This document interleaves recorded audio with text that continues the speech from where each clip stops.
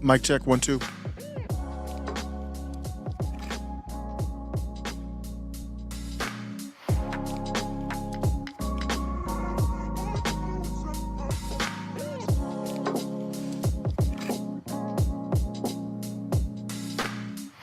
What is good? It's Osiris here.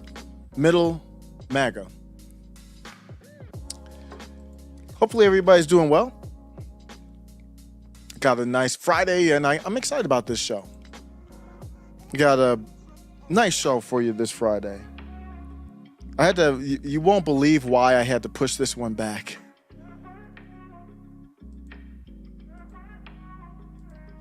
I had to push this one back because I was watching Real Housewives of New Jersey with my wife, believe it or not. The reunion. It was wild. I am a big fan of Real Housewives of New Jersey. My wife got me into it about 2014 or so. So I was like, man, we got to wrap this up. This thing ended like 3 months ago. I don't watch that much TV. That's the only show I'm watching right now. I'm done with it. And it was good. It was good. It's the only Housewives show that I respect. I actually really like that show. And, behind all the Botox and the fake kind of exterior that they present, it's a family show. And they got family beef, so hopefully they resolve that. But my wife was funny because she was like, she's out.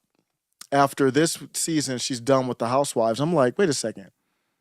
You got me into the Housewives. You can't get out. I'm ready for the next season. But now she got me in. So I told her, you know what? I'll watch it without you then. Ray Studios, what's up? No, I'm not cut out. I haven't even watched Yellowstone. I have not watched Yellowstone at all. Ray Studios, Fred the Show, what's up? So for topics today, we got the UAW strike. My take on that. Trump has spoken out on that as well. So we're going to get on that. I'm disappointed with Lauren Boebert. I'm actually very disappointed in Laura Boebert. So we're going to get into that as well. I accidentally put the live on my clips channel too. I don't like having it on more than one. So we got that. And then the immigration situation in New York City has gotten wild. And it's gotten to the place where I'm actually seeing a little bit of that New York spirit. I was wondering, where's that New York spirit that I remember when I was younger? And now I'm seeing a little bit of it. So the first topic, the UAW strike. This is a topic, labor issues. And I think labor issues is a area that I'm going to give you my takeaway right away. This is my takeaway from it. I'm going to start with my takeaway. Labor issues, MAGA's right on these issues. MAGA is on the right side of history, the right side of the present, always been. This issue, the movement of MAGA is called Make America Great Again. And in part, it's really at the heart of this labor issue right now. And I don't see the energy that needs to be at that level, especially when that's really what the movement, in a way, the title of the movement is about that. That's what Make America Great Again means. Some people don't like that, especially leftists, because they're like, when was America ever great? It's just a slogan. Get past that. What we're talking about is, you hear people talk about it a lot. This is true, believe it or not, especially young kids.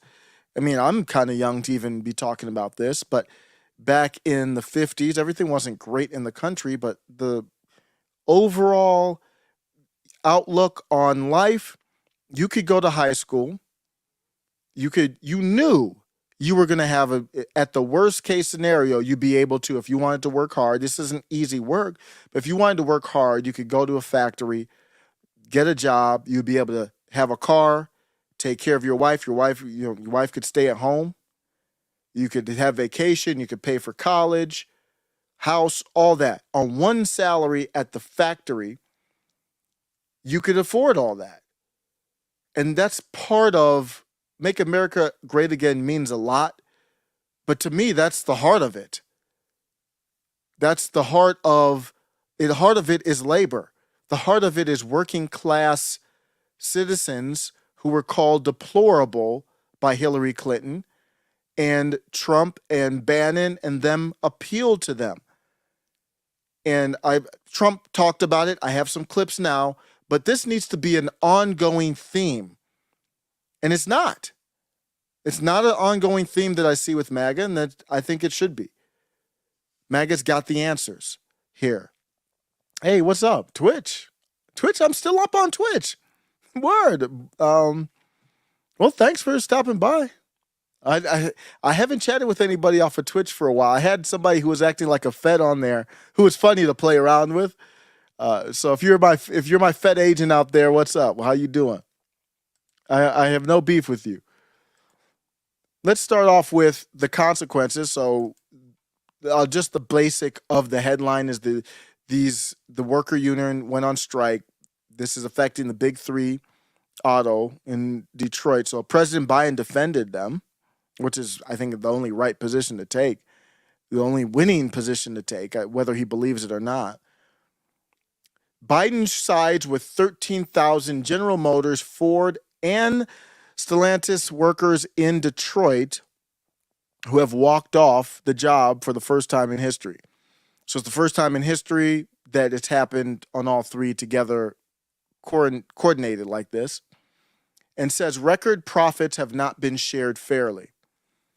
Let me show kind of the consequences. You go on strike. I'm for the workers on this one, but I do have a bone to pick with them as well. But when you do this, there are consequences.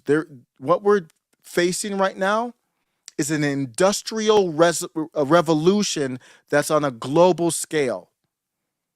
So there are economic pressures affecting every employee, everyone.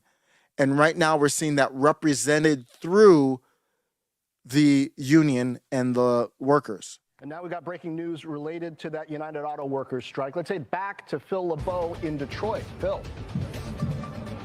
John Ford has just announced that it is laying off approximately 600 workers at its Michigan assembly plant. That is the plant where one of the UAW strikes is taking place. We should point out that that strike does not shut down the entire plant. There is still body construction and stamping work that is going on there. But because those employees need some of the parts that the UAW works with and provides to the stamping operation and the body construction operation, and they cannot do that, Ford says it has no choice but to tell those workers they are now laid off.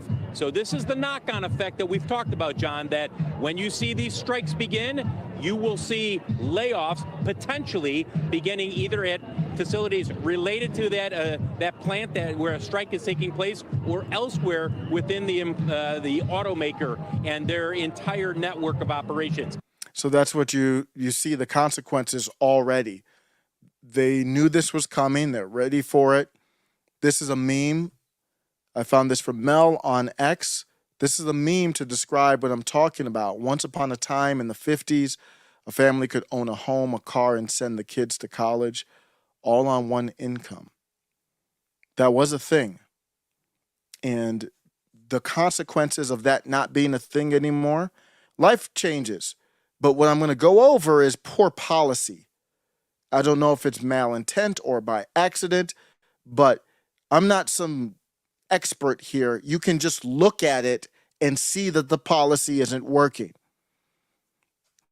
Let's go on. I have a little bit of a article here on this, but let me talk about Mel's comment here. I actually replied to that before I get into, I have a draft of an article. I didn't get a chance to finish it, so I'll work through that. But Mel here said, Conserva Bros will literally share this meme in the morning, the meme I just showed you about the 50s, and one salary being able to carry a household, and then spend the rest of the day posting about why uneducated UAW hourly workers should never come close to making what their peers with advanced degrees make. And I don't hear anybody talking about uneducated UAW. I don't know who she's referring to. She's great, so I know she's heard it from somebody. I mean, you surely won't hear that from me. But here's the big picture of what she's saying. Here's my retort. I think she's missing the point, and many other people are missing the point. The UAW is a political arm of the Democratic Party, nothing more. That's all they've become. They are supporting the Democrat Party corporation and uniparty with Republicans as well, but it's through the Democrats. They don't come out and support corporate Republicans. They do it through the Democrats. And so they're supporting the uniparty that outsourced their value. That's what's happening here. MAGA has a better take than most libertarians on this. To me, libertarians don't get into the details here to me on this. Maybe it's just who I'm listening to, so I always leave room to be wrong. But the answer from a libertarian typically is you just need more competition, which is right. When you don't have much competition, everybody gets screwed. The consumer gets screwed, the workers get screwed in particular. The company is the one that flourishes when there's few other options for consumers to go to, few options for employers to go to. But MAGA has, to me, a better answer. It goes a little bit deeper. They don't realize that they're supporting their own demise. And that's just a factual thing. I don't know why they're supporting their own demise, but they do support their own demise. Right now, they have held out their endorsement for Joe Biden.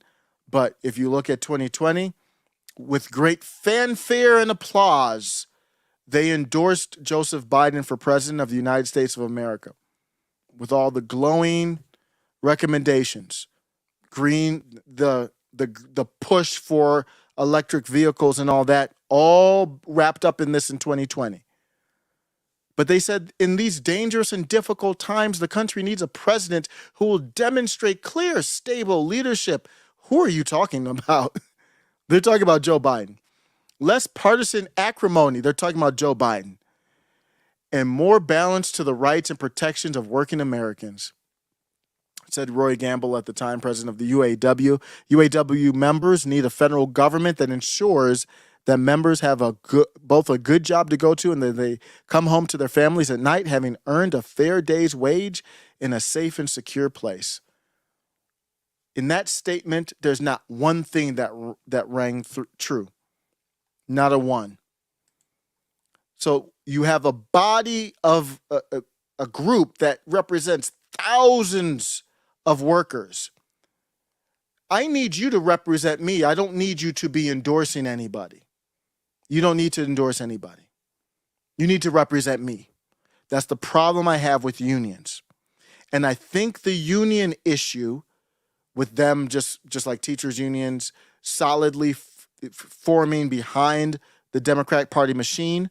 Right now, they're withholding their endorsement for Joe Biden, but it will come back with whoever's running for them under the Democratic Party, which we all know it's not going to be Joe Biden. It's just a matter of who. Even if it is Joe, they'll fall in line. That's a problem. So now they're going on strike. It doesn't fix anything. You're not fixing the problem. It took us from Father Bush to where we are now to get here, and it's going to take that much work to get back to making America great again. Thanks for joining on a Friday. TN could be effective. It's going overseas again. William Heald, just reading through the comments there. So it's going to take it took a long time for us to get here. One of the most articulate in the movement is one that goes by Stephen K. Bannon. Made in China 2025, that this thing of a trade war. They've been in a trade war with us for I've heard 25 that, or 30 years. from here, yeah. We're at war with China. Ray Dalio. So this is not going to be specific to the auto industry, but the pressures that they're feeling are because of this issue here. It's the globalization of manufacturing, and it's the poor decisions like NAFTA, TPP, that have got us here. I'm going to go into that a little bit more depth, but I just want to tell you why I'm playing this. And it's just it's eerie to watch these old clips because this is Steve Bannon on CNBC. If you just got dropped on the planet since 2017, or this is about 2017, if you got dropped on the planet around 2019, you would be looking at this and like, wait, Steve Bannon's on CNBC? Yeah, just 6 years ago, 5 years ago, 6 years ago, things were a lot different. Tweeted it the other day. We're at war with China. There's three types of war. The Chinese look at it: information war, economic war, and guns up, kinetic war. They're been at economic war with us for 25 years. No great power in world history has ever looked away of their greatest threat and at the same time dissipated its energy on something. We spent $7 trillion. Brown University, the Watson Center, shown we spent $7 trillion in 17 years on this war on terror and the war in the Middle East, right, with very bad outcomes.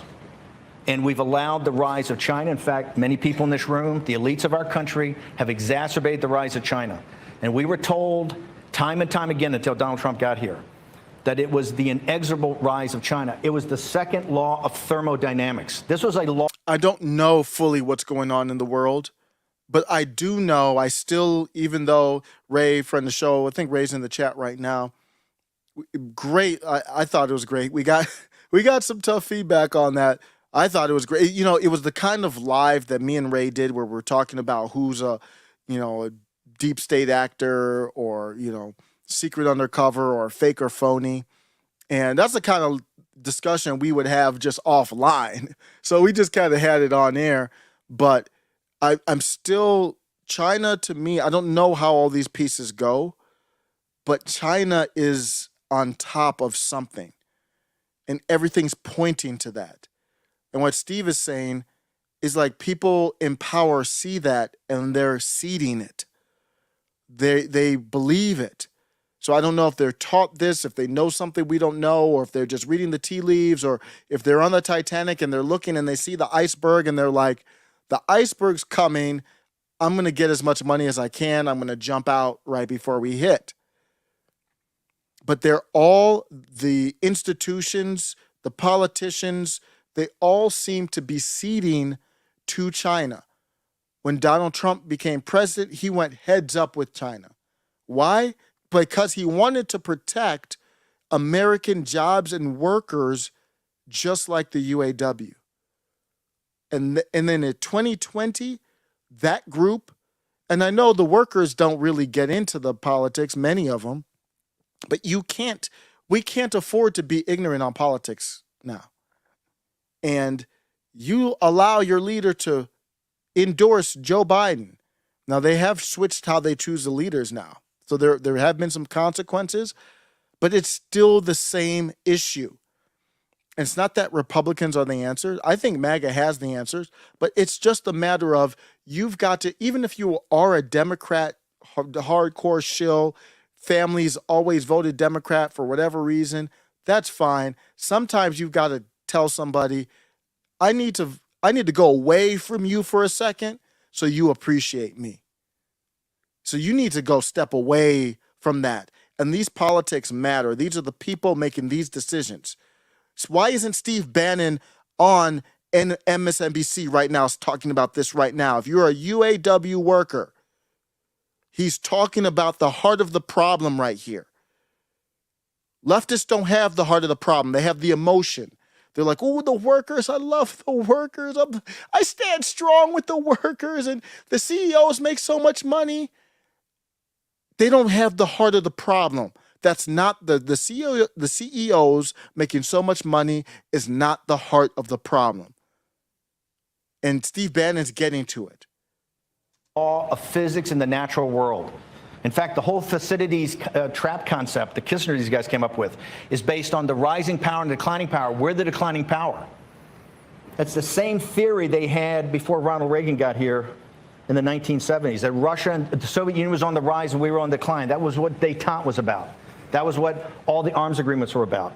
Ronald Reagan changed that and said, we can defeat these guys. We can bring this down. And it was supposed to be 40 years. It happened in 8 or 10 years. Same thing with Donald Trump. And he's mocked and ridiculed of not being some foreign policy expert. He's got enough understanding of the world and the way the world works to go after that. Don't be appealing to these experts. The experts work for you. They work for you and I. And I don't need to be an expert in foreign policy. When these questions are asked, we don't get answers that are suitable. Why aren't the people talking about this allowed on TV? You don't need to be an expert to see they don't want the conversation. In fact, they're going after these guys. Peter Navarro preaches the same thing. And what do? They find him guilty. They're going after him in contempt for something else, for the J6 stuff, but they're going after them legally. It's not even enough they banned Steve Bannon. Elon Musk has him banned from X, banned from YouTube. For what? Banned from these platforms and can't go on to even debate these topics. You don't need to be an expert to see that's a red flag. Yes. And quite frankly, we're winning. They talk about the Chinese haven't come back to us with a response on the trade thing. For the first time in the last 25 years, they don't know what to do. They're seeing an opponent that's standing up for themselves. It's not just the trade. The trade it's the scale and depth of the trade. And the way Trump proposes, he says it's 50, it's 200, it's supposed to be 100, it's 200, and it's another 200 if you retaliate. And by the way, if you even retaliate again, it may be another 500. So he went heads up with China, and objectively the right thing to do. Great strategy, very strong. Where would we be now if you kept going down that route? And the election gets stolen after this.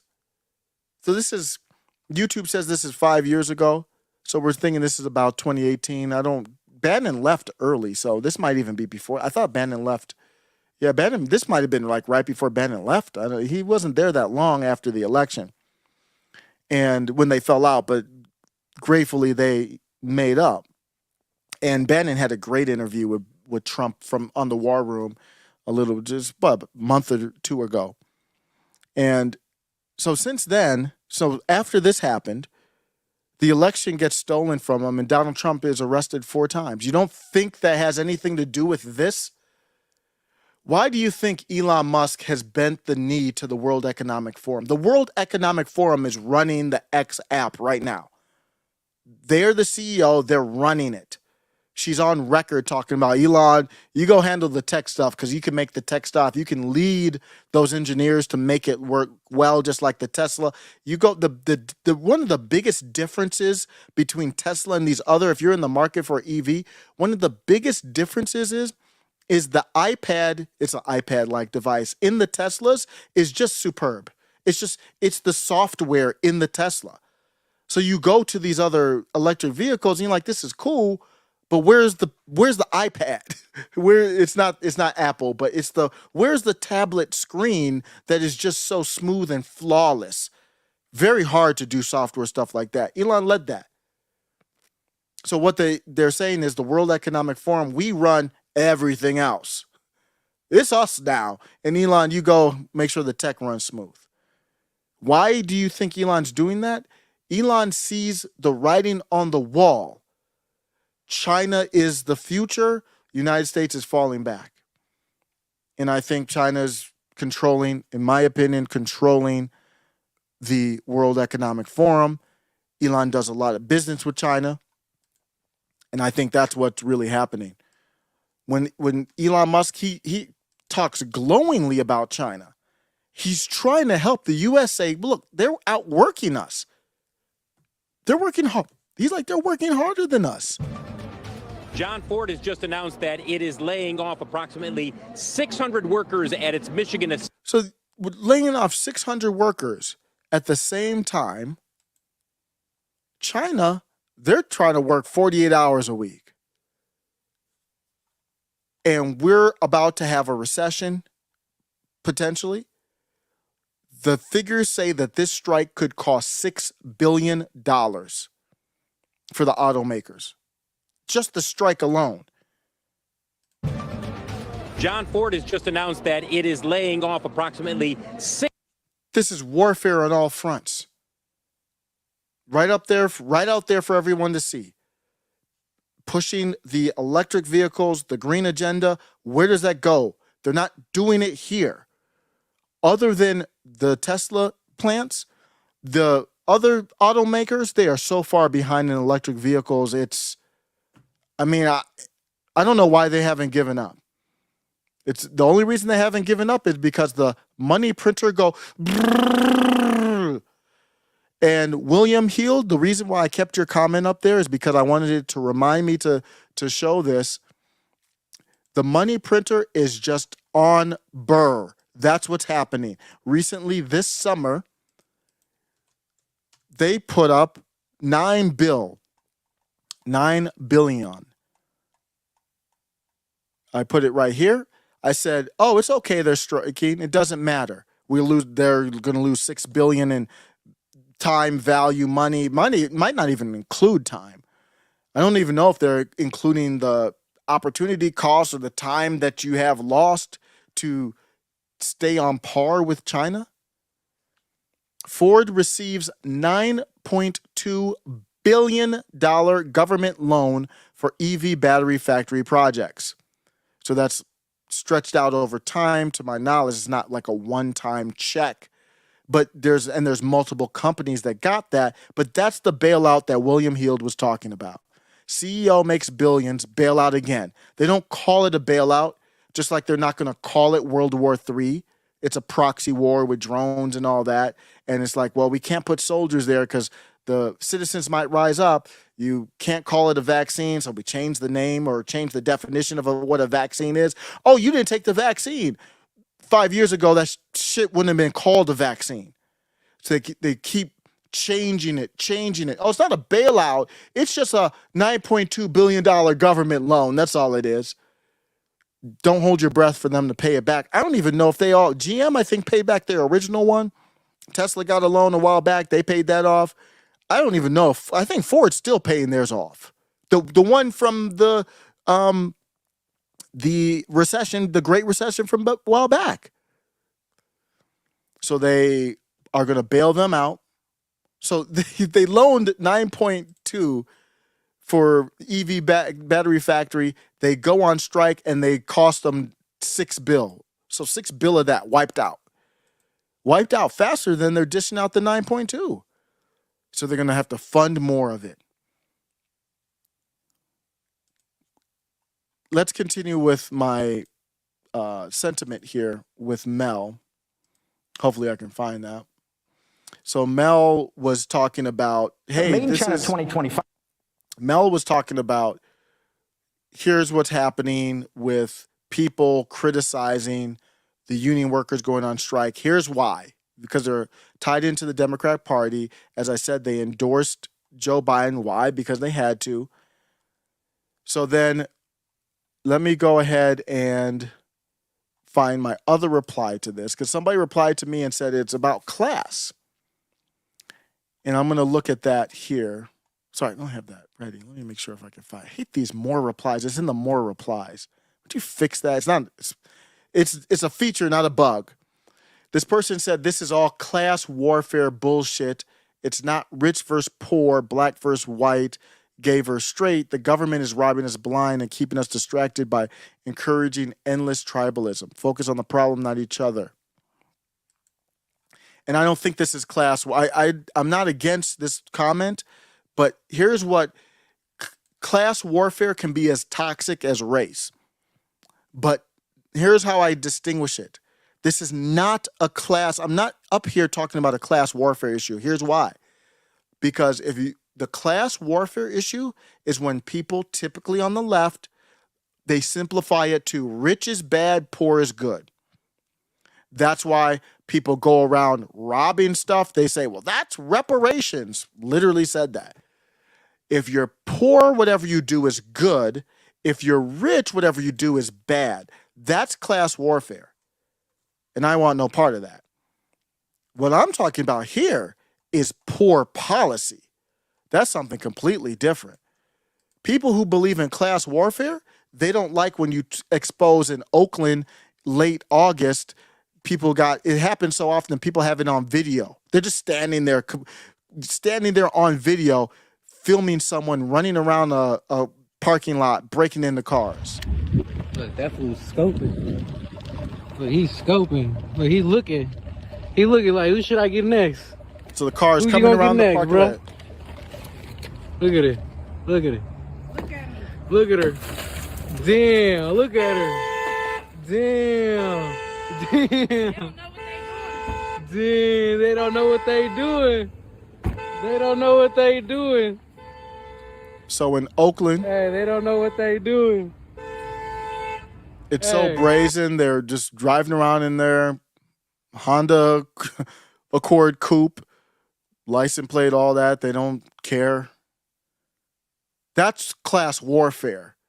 When asshats support stuff like that, or they get triggered, and there's people I respect that probably get triggered by me talking about the rampant crime.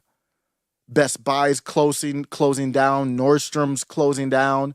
You go into some of these Walgreens type pharmacies in California, I believe it was California, and I played that video where everything in the store is behind glass, locked up. It's class warfare when I point that out and say something ain't right, and people say, no, it's capitalism that did it. That's class warfare. I'm not getting into class warfare. I'm talking about poor policies that always go to stealing money and leverage and power from the common worker. That's the problem. So I have a problem with leftists who ignore these issues like immigration and ridiculous climate change measures that hurt the workers, and then they go on strike, and then the leftists are like, "Oh, I love the workers." Oh, here's Dr. Cornel West with this meaningless dribble, and Donald Trump is way better than Cornel West on this. Way better take. I'm gonna play Donald Trump after this. So this is the Cornel West take.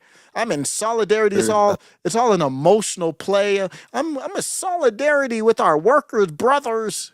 I am sending this strong word of deep solidarity with my brothers and sisters of all colors who have the courage and the vision to go on strike, to fight for dignity, to fight for wages, fight for control over the conditions of the workplace. I salute. Same clown will talk about climate change. Like, next question. Oh, yeah, we've got to push for climate change and electric vehicles, and we have to have the government. It's not a natural push. It's the government has to do it. Why? Because, marginalized communities can't breathe. There's some bullshit like that. Same dude will do that right after saying this. Supporting the cause of the problem and then appealing to emotion. Dignity, to fight for wages, fight for control over the conditions of the workplace. I salute Brother Sean and the other leaders who recognize that we are in a society in which class struggle is real. There it is. You have to make a choice. There it is. It's the way that he brings it up is workers good, CEOs bad. That's not how I look at it. I look at it as not enough competition in the marketplace. That means workers don't have enough places to go. You've got poor unions that work for the Democrat Party, not for you. He doesn't say that. And then on top of that, you've got poor policy from corporate Republicans and corporate Democrats. He doesn't say that either.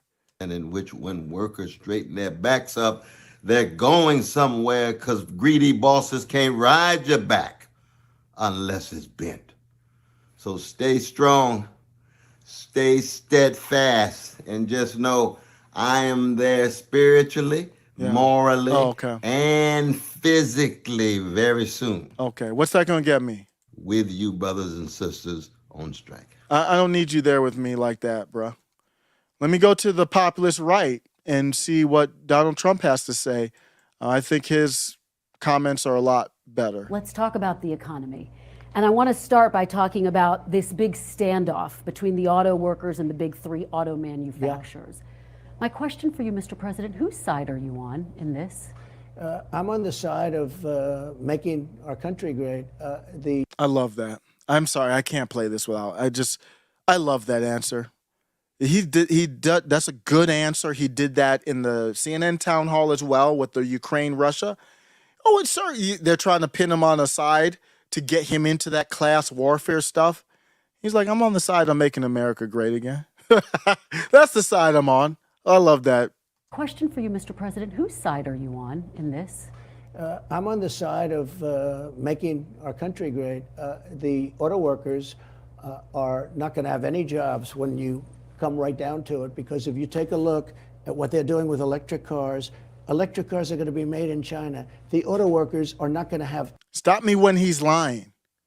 I don't care what you think about Donald Trump. Stop me when you hear a lie. When you come right down to it, because if you take a look at what they're doing with electric cars are going to be made in China. The auto workers are not going to have any. I'll tell you what, the auto workers are being sold down the river by their leadership, and their leadership should endorse Trump. The reason is, you got to have choice. Like in school, I want school choice. I also want choice for cars. If somebody wants gasoline, if somebody wants all electric, they can do whatever they want. But they're destroying the consumer, and they're destroying the auto workers. The auto workers will not have any jobs, Kristen, because all of these cars are going to be made in China. There's no amount of striking that's going to save your job from this industrial revolution. Electric cars automatically are going to be made in China. So let's talk about UAW's leader. Why they're made in China is because they're batteries. That's all they are. Electric cars are batteries with motors at the end. It's like a golf cart.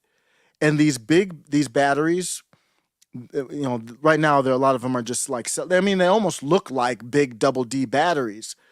In the bottom of the cars, well, Tesla has that style. I think most of them copy that, the skateboard style. You just got a bunch of batteries on the bottom of the car and a motor in the front or the back. Maybe you have a dual motor. Maybe you just have one in the back, and that's it. And you put the body on top of it. You need less workers, more. These plants are automated. So when you see Tesla, they don't have union employees, and Tesla plants are automated. Basically, most of it is robotics. So it's like there's not as many workers. So they're still doing the old style. So you see the problem? You're trying to compete with China and Tesla.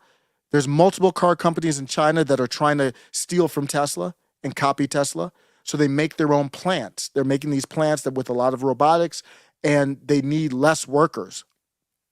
So these legacy automakers, they are doing gas, and those need more workers. So the same people that you supported are pushing you towards the more efficient robotic style, which is going to happen anyway. But you see the problem is you're kind of pushing yourself to your own demise. And you're pushing the government to put their foot in on the market. I think the market will naturally go to electric cars because they're just, unless you like the smell of, gas and oil and working on cars, which is perfectly fine, the electric cars, when they get the batteries to have longer distance, it's a wrap. That's the only thing. Once they get the manufacturing up and the batteries, it's a wrap. But my other point was the batteries are made in China. I don't know if any. Somebody let me know. I'm kind of out of the Tesla world. I haven't really followed my Tesla homies in a minute, and I lose that information quickly. Do we make any car batteries here? Tesla has deals with automakers overseas for batteries. The batteries are the key thing. They're the most important thing. It's like the engine is the battery. That's all China. All the minerals are over there. We have some of those minerals here, but they have all of them there. And that's what Afghanistan was weird, because there are some of those rare earth minerals that are used to make the batteries that are over there. And if we're going to be in Afghanistan, might as well control it. But that's the problem. That's what he's talking about. Making the car, we can make the bodies of the car. That's not the problem. The problem is the batteries. And you need a lot of batteries. The president, Sean Fain, has withheld his endorsement of President Biden, but this is what he had to say about you. Quote, another Donald Trump presidency would be a disaster. How would you win that endorsement? Well, if that's the case, I probably won't win his. I don't know the gentleman, but I know his name very well. And I think he's not doing a good job in representing his union, because he's not going to have a union in 3 years from now. Those jobs are all going to be gone because all of those electric cars are going to be made in China. So you tell me, who has a better answer? I'm preaching to the choir, I know, but is it just me, or is it frustrating? Is it frustrating to see we know Biden doesn't have any answer. He's the problem. And not just Biden, but him and the Mitt Romneys of the world, all them guys. But you look at Cornel West and you look at, because I'm not even comparing him to Mitt Romney. We know Trump's answer is better than Mitt Romney's. But when you look at Cornel West and them, number one, we should really be on the same side here. Number two, we got to be honest. The populist right has a better answer. I mean, it just does. And you can't admit your inconsistencies or your contradictions. Let me see if this article still has anything that I want to get to here. I knew when I read it, I knew there was a couple cringe in here. So this is the first draft. So I'm getting better at doing this. Usually I can't even read the first draft. It's so bad. Well, let's take a look at it. Let's see if there's anything worth in it.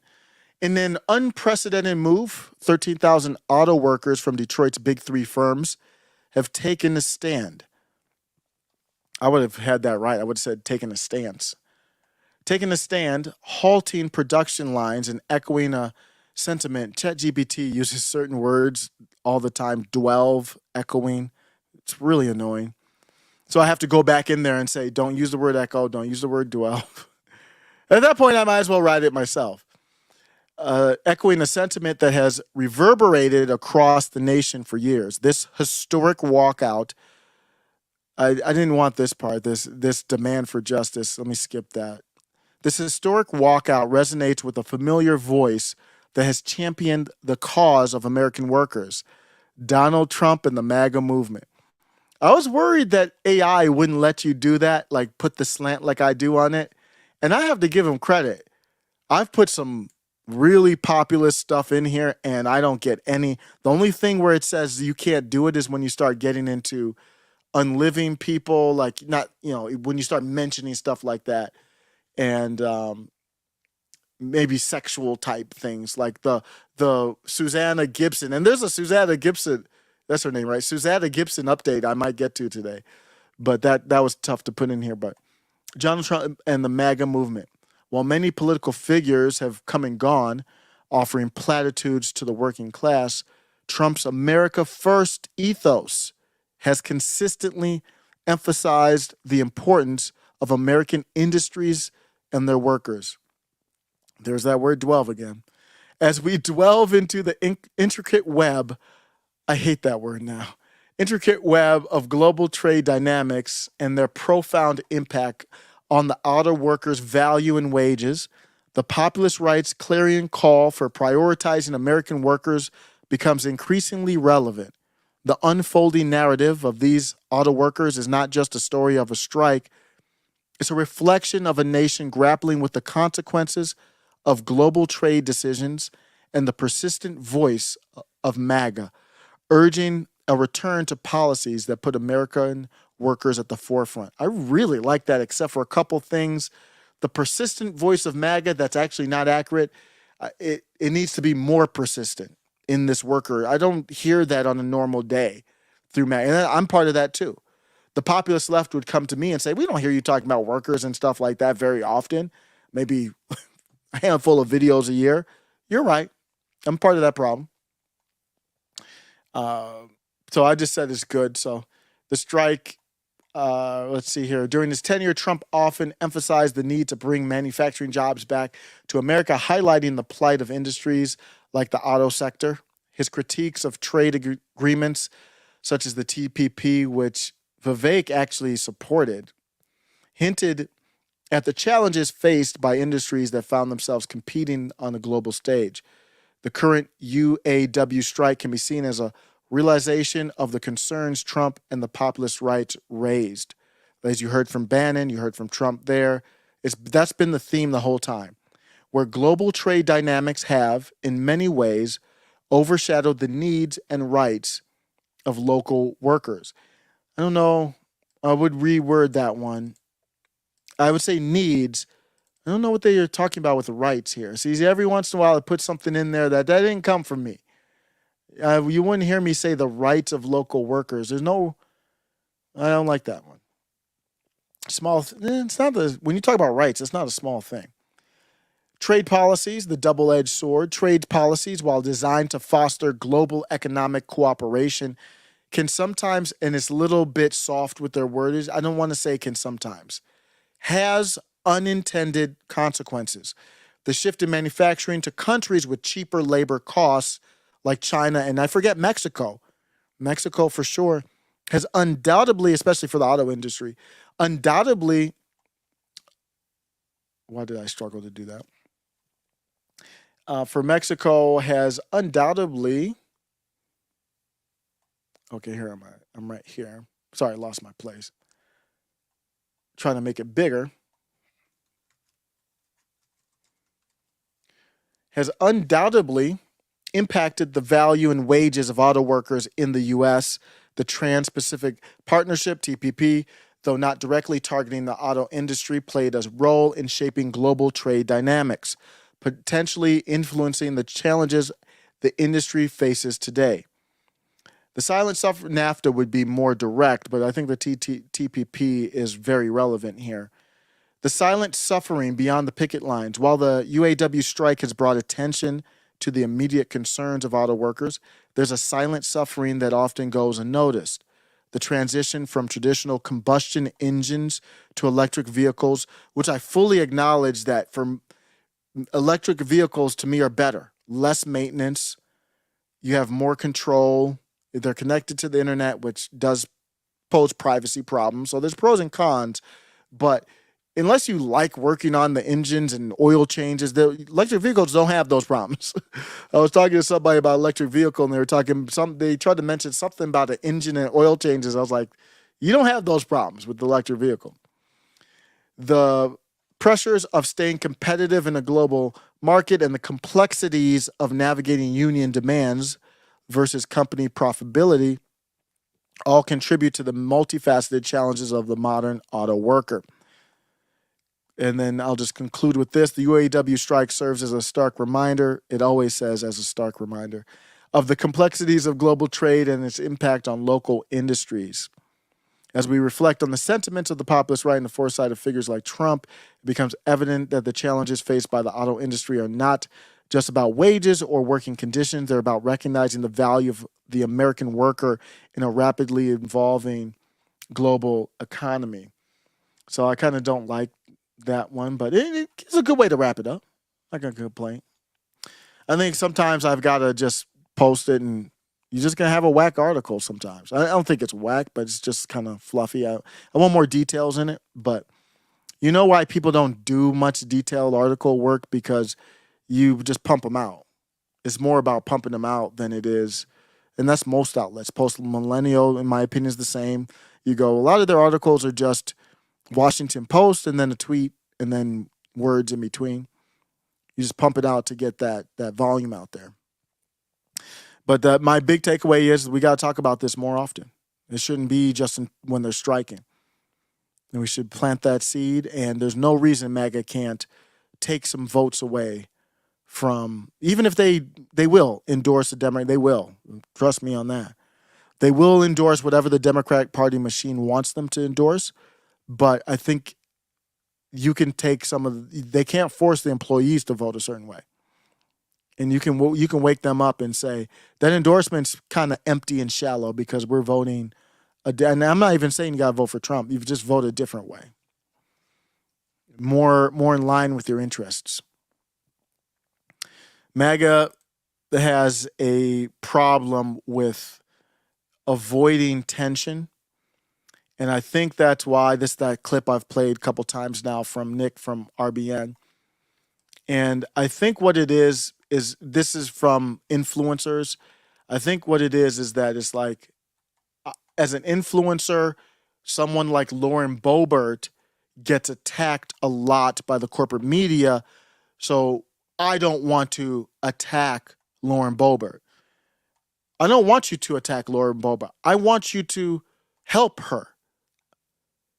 I don't want, you don't need to attack her. You don't need to agree with her. You don't need to, well, I think sometimes people think having someone's back means like saying that you stand with them even when you need to publicly encourage them to do better. And that's the summary of the Lauren Boebert issue. If you don't know, the Lauren Boebert issue, I'm going to have Chris Hayes explain it to you. I truly hate to have Lauren Boebert is so off here that Chris Hayes, I truly hate to have to deliver this news. there's not much I disagree with. This is MSNBC. Believe it or not, I'm going to MSNBC for a legitimate take on Lauren Boebert. And she put herself in that situation. It was very simple. She could have avoided this. Many of you in the chat probably already know what's going on, but let's have Chris Hayes break it down. I truly hate to have to deliver this news, but it appears that Republican Congresswoman Okay, don't start off like that, bitch. So he started off, I truly hate. He's reveling in this. Lauren Boebert of Colorado has not been honest with us. Not with the American people, not with her constituents in Colorado. She has lied about what happened to get her ejected. See, the frustration with listening to this MSNBC is because, you know, they don't care about truth. It's just we're in that place where there was a quote I saw. It was a quote that said something to the effect of, when my friends do something, it's okay. When my political enemies do something, then we need the law involved. Basically, that's what this take is. And hopefully I'm consistent. I like MAGA. I played her clip. I love her clip when it's like, it's ultra MAGA. But I got problems with this here. Happened to get her ejected from a recent performance of Beetlejuice the musical. Earlier in the week, we brought you this story, first reported by the folks over at the Denver Post. On Sunday evening, the Congresswoman and a male companion were escorted out of a downtown Denver theater, quote, accused by venue officials of vaping, singing, recording, and, quote, causing a disturbance during the performance. According to an usher quoted in the theater's incident report, the patrons said they would not leave. I told them I would be going to get the Denver police. They said, go get them. Now, the Congresswoman seriously downplayed the situation after this news broke, posting she, quote, pleads guilty to laughing and singing too loud, hand covering mouth emoji. Her campaign manager took it even further, confirming that he called the stunning and salacious rumors that Boebert is indeed a supporter of the performing arts gasp who enthusiastically enjoyed the performance. Well, thanks to the good folks at 9 News in Denver, we now have the security footage from inside that theater. So let me just break this up. I just want to break it up as we go through it. So what he just talked about was Lauren Boebert got kicked out of a theater. I believe it's in Denver. That's not far from me. So she was in a theater in Denver and got kicked out. And when this news broke, there were a lot of people who were saying, hey, is this where our country came to? What's happening to our country? Because nobody knew what happened. And I've made a couple mistakes acting too quickly. And I'm slowing down. And I'm like, and ChatGPT has really helped. Because I'm like, let me get at least a chance to get a summary in ChatGPT, summarize. Because what I can do is I'll pick links from like 5 articles and put them in ChatGPT. And I'll say, give me the discrepancies between these articles. So it'll tell me one article said 6 people died or 7 people died. Or they'll say, this happened before that. It's unbelievable. So I can see, okay, this is where some of the story is falling apart. I did that with the Obama. I haven't talked about it on the channel because I still haven't unpacked it. The Obama paddleboard story. There's a lot of discrepancies with that. But so now I'm taking my time and I looked at this story today and I'm breaking it down and I'm very, very upset at Lauren Boebert. So you see what happened so far. She got kicked out of a theater. Then she replied on Twitter and she was like, haha, I was just singing along, basically paraphrasing. I'm just singing along with the song. And it was kind of, you could kind of see that was a problem because she didn't say, at least on that tweet, like, I wasn't vaping. I wasn't wilding out. She didn't say that. She was just like, oh, hee. And then her spokesperson did say, oh, well, Lauren Boebert, she wasn't vaping or doing anything like that. So let's see what really happened. What really happened? Boebert. Say it 3 times and she appears in security video from a weekend performance of Beetlejuice with a congresswoman who was kicked out of the theater for being disruptive. The DCPA says she was vaping. Boebert's team denied that, said the haze was from fog machines in the show. That claim goes up in smoke when you see the video. The pregnant woman sitting behind Boebert told the Denver Post she asked her to stop vaping, and Boebert refused. Her one-woman show continued, taking flash photos. Who the hell takes flash photos nowadays? What the hell? She's acting a damn fool. Raising her hands and dancing, often the only one clapping or standing up in the crowd. Boebert occasionally took a break from being disruptive to enjoy the company of her male companion. He briefly had a grasp on the situation. Now, let's. I didn't want to bring him into it. Oh, I didn't want to bring him into it. I don't have a problem with my bro was trying to get some in. So he was probably pissed off. Because now she got kicked out I was going to say she got kicked out the club. So now she gets kicked out the theater. And bro's like, okay, he's going to try to reset the mood. This is I can't see. I'm not going to hate on bro for trying to do that.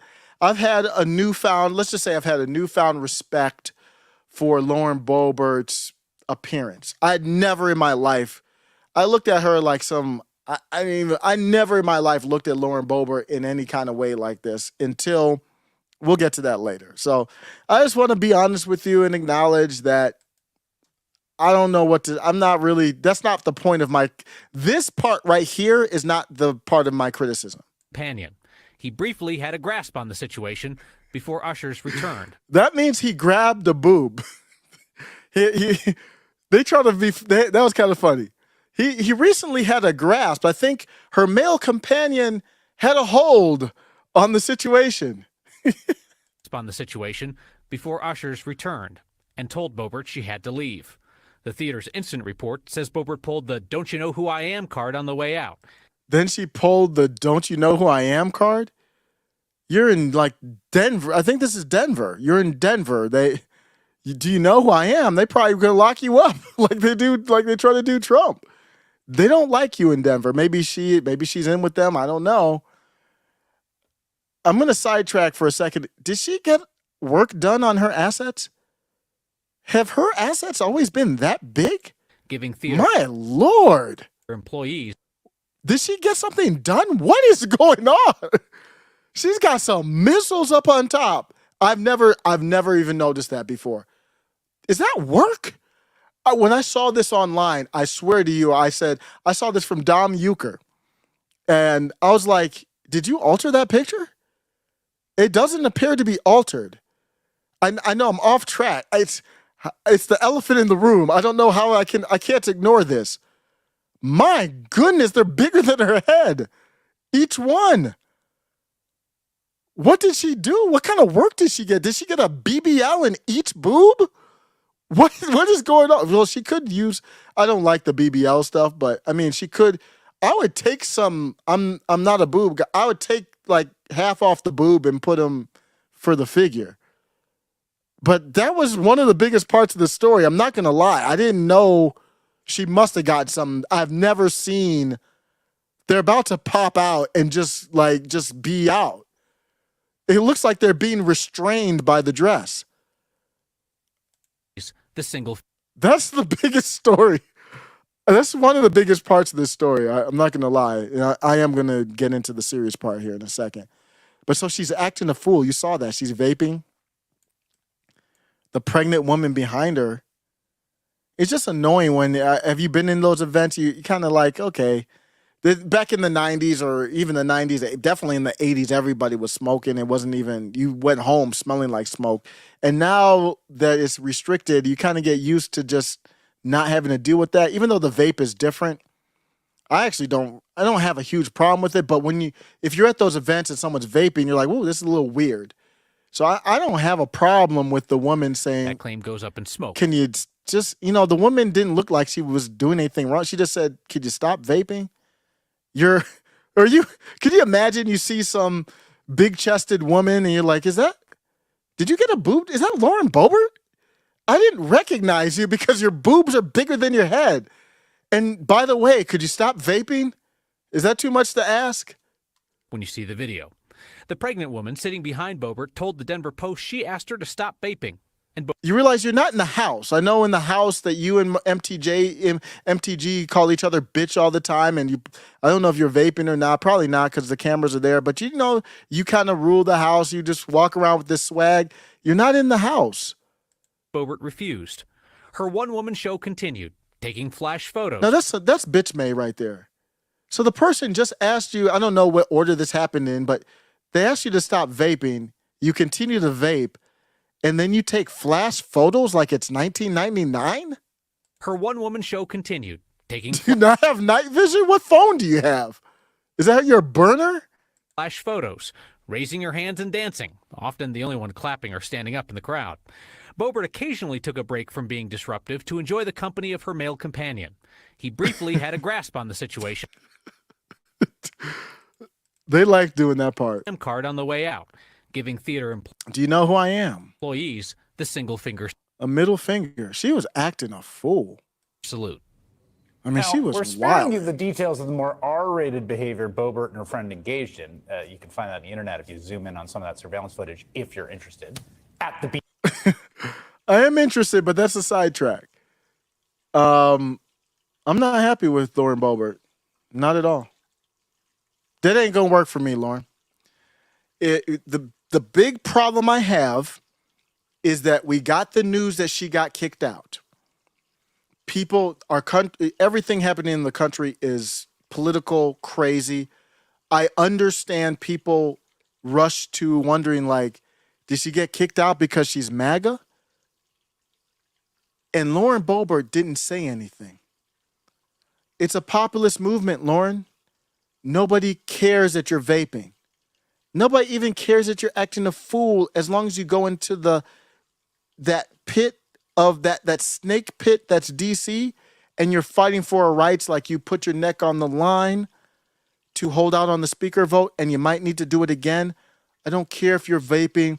I don't care if your man's feeling up on your new boob job, allegedly. I have no problem with that. I do have a problem with you letting it fester that people were wondering if you got removed under, illegitimate circumstances. All you had to do was say, went out, had a good time, I was wilding, I don't blame them. You didn't even have to talk about you or vaping. I don't blame them for removing me. I'm sorry. And I would have had no problem with it. All I would have been talking about right now would be your boobs. It would be a much more positive discussion. And I agree with Jenna Ellis on this. Jenna Ellis talked about this on X. Let me go to it. So there was a controversy with Kristi Noem as well. I did not look into that one because it looked like it was, I did not read it at all. I just wasn't I will eventually, just wasn't interested. This one I was interested in because I'm like, is Denver just kicking out people because they're MAGA now? Like, people are asking, like, is this a civil rights issue now? But obviously it wasn't. It was a Lauren Boebert. I don't know if she was drunk or what, or if she's just drunk on power or her head's getting too big, but she was just wilding. So Jenna Ellis said affairs, I'm not going to talk about that because that's Kristi Noem, but she said disrespectful juvenile behavior isn't getting attacked from the media and the left. It's very poor decision-making for women who are acting beneath the dignity of their office. And I'm going to apply that just to Lauren Boebert. I agree 100%. I have a huge problem with that. And I said, I think I even replied under here. I don't know if I replied under there. People like, are you jealous of her romance? What are you talking about, man? She's acting like a damn idiot. That's where I'm saying, like, we don't have that healthy tension. Bitch, get in line. Act right. You are in Congress representing MAGA. If you don't want to represent MAGA, that's fine. Go be just some random person getting the boobs felt up by a dude, and I won't care. You're in Congress. You're one of the biggest faces. You're bigger than Marjorie Taylor Greene for me now. Marjorie Taylor Greene has been shown to be a fugazi. And you are representing MAGA. Do better. Don't lie about it. It's not a big deal. It wouldn't have been a big deal if you didn't have your spokesperson lying about it. and letting it linger out there that you might have been removed under bad circumstances. All you had to do was say, I was having fun, my bad. It wasn't, and make it clear it wasn't about any politics or anything like that. And then I've been good. I'm like, whatever. If she would have done that, we wouldn't even be on that. That's why I said it's a populist movement. It's not like a corporate thing where it's like you get canceled. That fits right with that comment from Nick from RBN. So I'm kind of mad too, Lauren, because if you had just apologized, we would have had the conversation that would have been more worth having. Like, take a look at this. We would have been having this conversation, a much more productive conversation, including the AI Bobert pictures. That's the one I'm always going to. We would have been talking about that. We would have been talking about the AI Bobert. If you haven't seen that, we could have spent more time on it. This picture right here. It actually doesn't look that much off of reality, to be honest with you. But at the end of the day, I'm disappointed. It's not going to be like she loses my complete support, but I would prefer to have somebody that represents MAGA better. She had that one comment about Ilhan Omar in the elevator and said something about a bomb or something like that, which was unsavory, just crossing the line. I didn't have a problem with that one as much. I have way more problem with this than that comment. That comment was trying to be funny, cross the line. I believe she apologized for that. This one here, not feeling it. The Freak says raising your arms at a concert is disruptive. She's vaping. Why is she vaping? You're not as important as you think you are, Lauren. I appreciate the courage that you've shown, but in this realm, outside of corporate politics, every person has to be replaceable, or what's going to happen is you're going to end up with AOCs in New York, and they're up on a podium trying to convince New Yorkers who are getting creamed, by immigration. And you're saying, well, it'll be all good as soon as they get a visa. That's your populist leader. If you don't check these people, they work for you. They're in the house too. Don't get comfortable in the house.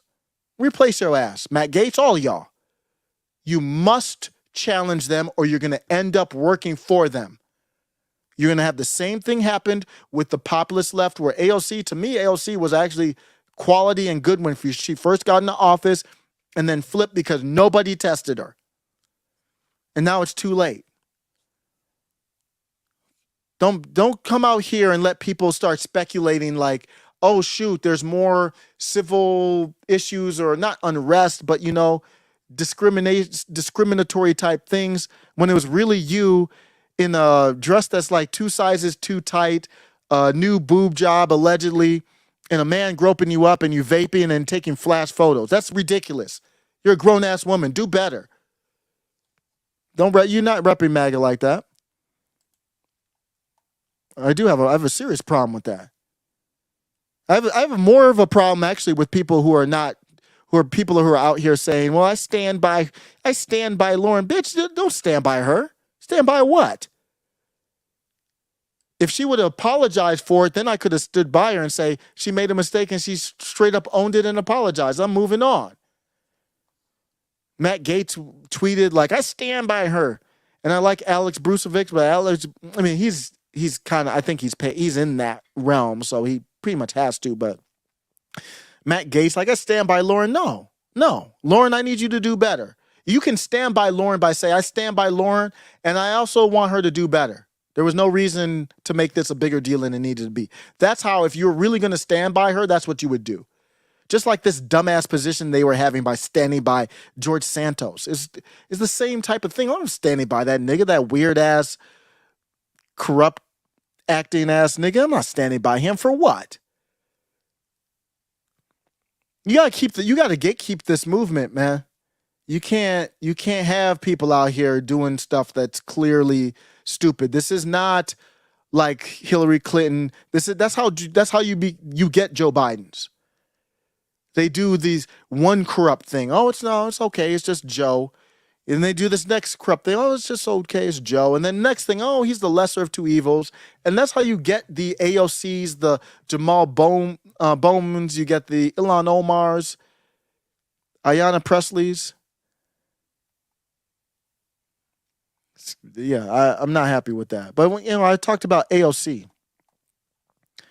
AOC was out in these streets.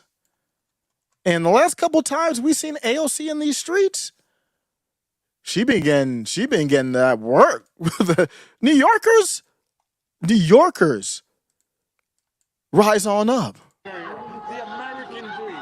We believe in it, and we will fight for it. With that, yes, and ultimately, I think that there are 3 points of consensus here that are very important in getting a solution to this issue. The first is that there is consensus here across geography and states on I can't hear you. resources to cities and municipalities dealing with this issue.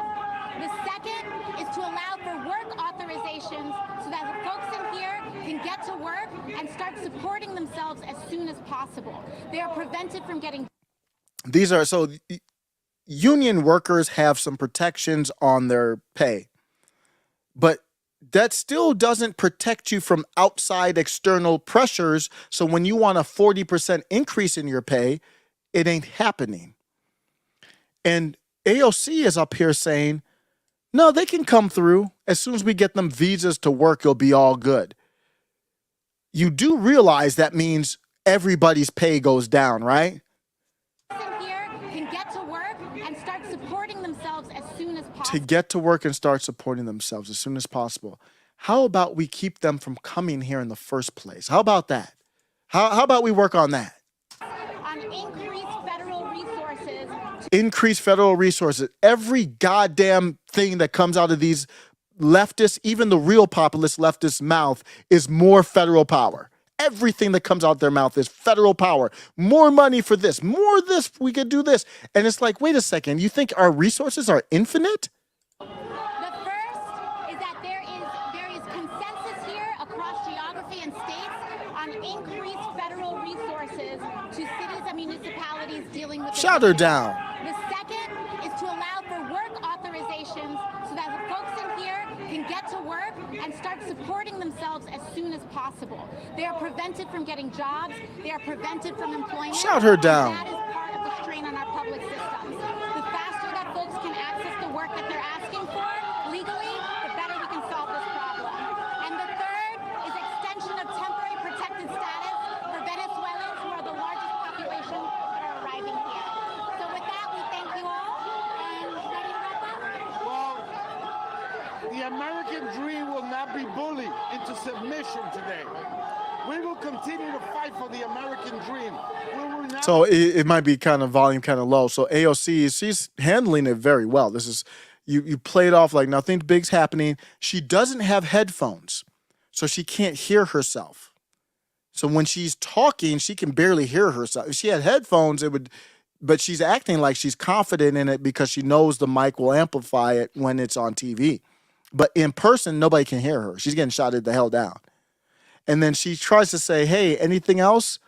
What she really meant for that, you weren't supposed to talk. We got to get out of here. We're getting shouted down. Arriving here. So with that, we thank you all, and ready to wrap up? Sometimes you say, you say, hey, do you have anything else? When you really shouldn't say that. You should just say bye. So she said, yeah, thank you, everybody. They're booing the hell out of her, kind of just shouting her down. Jamal Bowman's in the background there.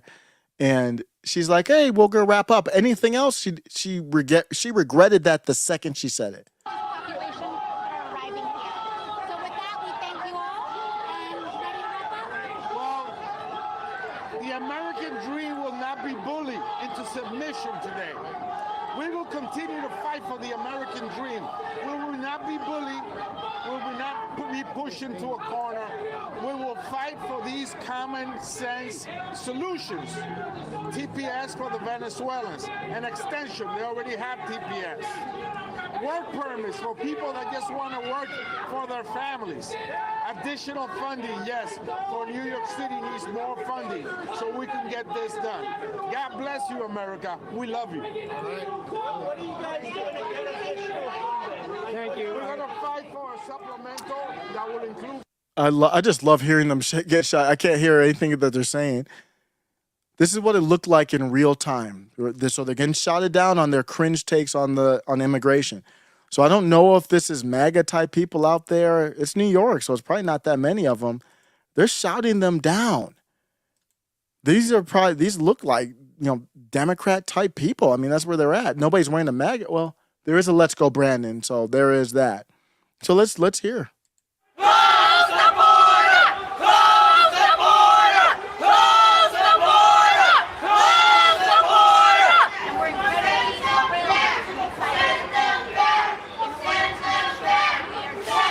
Get wrecked.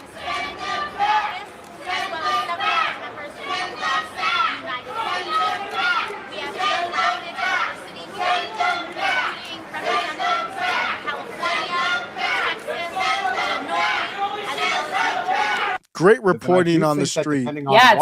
Great reporting on the street to get that. I'm going to play this clip. I stand by I think I'm going to have it at the right place. When I was on with Jen and Peter, we talked about immigration.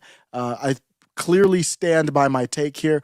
And this is Imani Oakley, who ran in New Jersey, I believe, for the House. Didn't win, but I think no beef with her. I think she's very quick on her. She's very knowledgeable, quick on her feet, witty, and she presents herself well. She's just a leftist, so you're going to have to take that with it. What part of the country you come from. I do think that is reflective. I do think that does play a role. Whether you're from the Northeast like we are, or if you're from, and he is from the Deep South, I think that there is just a different cultural identity that a lot of people have. And I think it would be, I think we would be amiss to not talk about an issue that is very important to Marcel, not pro-life versus pro-choice, but actually immigration. That is a very hot button issue for him. That's interesting. And what I think, here's how I look at immigration.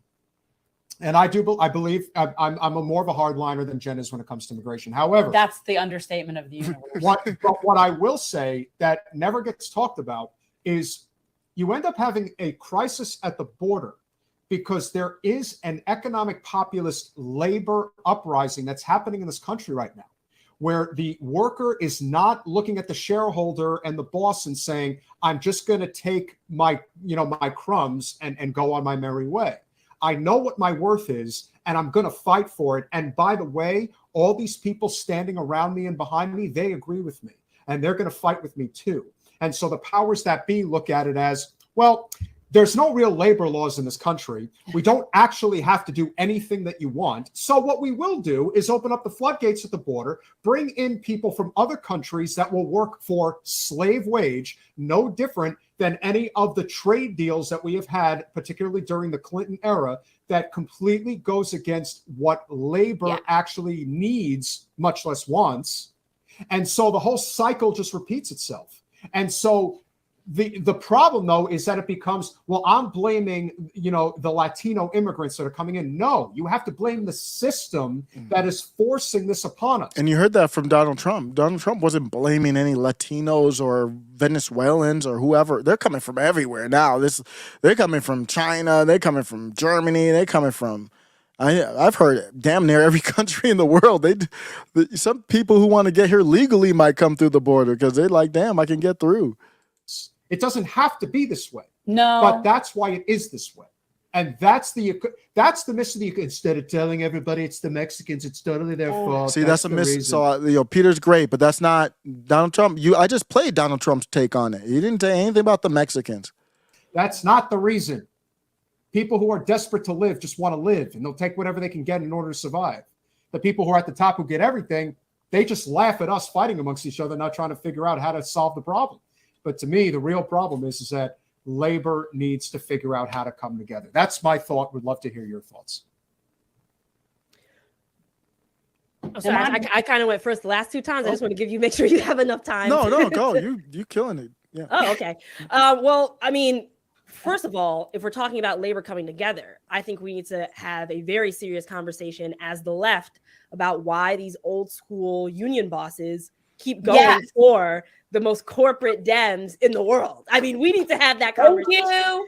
Thank you. They're the people that they are supporting. But so what she's saying is she doesn't want them going for Joe Biden. She wants them going for who? Who are the populist left people that they should be going for? And even you saw Cornel West, their takes aren't good. So I don't think that's the answer. Are not people that support workers. And what they do, and I know this because it happened in my race, what they'll do is say, well, you haven't supported us in any of these ways before you had this progressive challenger, but if you promise to do it, your next cycle will endorse you. Which, like, of course they're going to say yes. Of course they are. But their history of already not doing it has to matter. It has to matter and say, yeah, you didn't do it all this time, and now you have a progressive challenger. What happens when you don't have a challenger anymore? Are you going to forget us again? And the answer is, of course. What is the progressive going to do? You're for open borders. I don't even understand what the progressive, this mystical progressive person would do. Of course they are. So if we're going to have a real conversation about labor in this country, I do think, obviously, the workers, I think, are all fighting for the right things. I haven't seen one movement yet where the workers aren't fighting for like literal just things to survive. But when it comes to union leadership, Absolutely, and who they're backing and who they're getting into Congress to make these laws about labor and to make laws regarding immigration, they are not people that support the everyday person, the everyday worker, the immigrant trying to just make a living. They are not supporting those people. And that doesn't make any sense. So my big take is if we want to fix anything with labor, we got to fix. So what is she talking about here? This is the problem. This is why we're having the immigration problem. It becomes, well, I'm blaming, the Latino immigrants that are coming in. No, you have to blame the. And what they do, and I know this because anything with labor, we got to figure out what the heck is going on with union leadership. Right? And what she said something about. Let me bring it back here. And what they do, and I know this because it happened in my race, what they'll do is say, well, you haven't supported us in any of these ways before you had this progressive challenger, but if you promise to do it, your next cycle will endorse you. Which, like, of course they're going to say yes. Of course they are. But their history of already not doing it has to matter. It has to matter and say, yeah, you didn't do it all this time, and now you have a progressive challenger. What happens when you don't have a challenger anymore? Are you going to forget us again? And the answer is, of course. Of course they are. So if we're going to have a real conversation about labor in this country, I do think, obviously, the workers, I think, are all fighting for the right things. I haven't seen one movement yet where the workers aren't fighting for, like, literal just things to survive. But when it comes to union leadership, Absolutely, and who they're backing and who they're getting into Congress to make these laws about labor and to make laws regarding immigration, they are not people that support the everyday person. So what laws does she want about immigration? The everyday worker. She's an open borders supporter. The immigrant trying to just make a living. They are not supporting those people. And that's what do you see how this is all what are you talking about supporting the immigrant? What are you talking about? That has nothing. You try to protect the workers, not the illegal. And we're talking about illegal immigrants. Doesn't make any sense. So my big take is if we want to fix anything with labor, we got to figure out what the heck is going on with union leadership right now. Agreed. Amen. Cyrus. Yeah. What happened to Bernie Sanders? Bernie Sanders used to talk about this. He used to warn how increased immigration would take down wages of common workers. I will tell you what actually happened at the course of my campaign. It was unfortunate that I forgot to even bring that up. I usually bring that up. Is that Bernie, it was 2016, I think, his first run, not his second one for sure, where he said, yeah, you can't have illegal immigration. That's hurting the workers. When Bernie, I think, was authentically for workers. They come and they bring all this crime. They're actually I wanted to skip through. He has a Bernie impression here, but let me see if. Okay, let me start here. I don't ever remember Bernie saying, like, the immigrants are coming and taking your wages. I don't know. I don't remember. Whoa. I'm going to have to find that. Whoa. I forgot about that. She said she didn't remember when Bernie Sanders. I got to find that. I'm on a tangent now, but I am not breaking this until I find the quote. I should have this set. But I don't do those conversations too often, so I don't have it like at my hand. Bernie immigration. I'm looking at X because if I put it on X, I know I probably put a picture of the. Yep, I got it right here. So I knew if I do it on X, I'm going to clip the picture of it. So here it is on X. So she said, Bernie never really said that. And let's see what he says. For years, Bernie Sanders warned that increased immigration would lower the wages of U.S. workers. Now he barely mentions it. So this is an article. I'm not going to go into the article, but the article has the details. Is it not showing? Oh, yeah. There it is right there. That's the article. Maybe I'll do another clip. I'll do another video clip on it. So it's okay if she didn't know. And I do think that depending on... But that reminds me of the Brianna Wu on Timcast. It was like you didn't see it, so you didn't know. And more people that are on the libertarian, the non-left side, they'll be like, oh, I didn't know that. Let me look it up. Not that, no, he didn't say that. Because who knows everything that everyone's ever said. He rallies. The black churches and Biden looked like he was on his thing that you want. It has to matter and say, yeah, you didn't do it all this time. Okay, here we go. Rank and file, no different. Why used to labor movement works with union rank and file to go against the union bosses who are acting no different than Fortune 500 CEOs that are taking advantage of We love you, Double K. It is really no different than corporate America and labor in America. But Bernie, why used to talk about how immigration suppresses wages? What happened to that? We still need to have a rigorous process of immigration in the United States, but we must be inclusive. We cannot be looking at this as a zero-sum game. Not everyone has to win and not everyone has to lose. We have to be fair about making sure that you have a living wage, that you have universal health care, and that you have a decent job that will sustain you and your family for many years to come. If you do And not by the have way, that, I don't ever remember Bernie saying like the immigrants are coming and taking your wages. I don't know. I don't remember when that ever was. Oh no, he did. Yeah, it was 2016. Yep. But I'm pretty sure that's inaccurate. But in any case, by the way, this country has had immigrants come literally for generations, and be. So here's the problem. The same problem that we have with ballots, voting ballots. In theory, I'm fine with ballots all over raining from the sky. I'm perfectly fine with that. As long as we can audit and make sure that the right people are constitutionally voting. And we can audit it to make sure that there is no fraud, no rigging, no stealing. We can only have as many ballots. We can only extend voting day, which is now voting half a year. We can only extend that up to the point where we can trust the system of it. So you can only extend immigration to the point where you can support the people coming over. And I think this is where I'm going to use the analogy that I said. I stand by this analogy. I mean, I don't think we should judge it like this because we should just be accepting of all people. But if we're going to actually get into this, we should be accepting of all people. There's no filter. There's no requirements. There's no value of what America is. They don't know what America is. So they just say it doesn't matter. You just have people come over. She doesn't have a concept of what it means to be an American. Immigrants have come all throughout the history of this country. And by the way, my parents are immigrants from Jamaica. I was born here. They're legal immigrants, but they were born in Jamaica. From all over the world have contributed to America, have come, become citizens, have come, worked.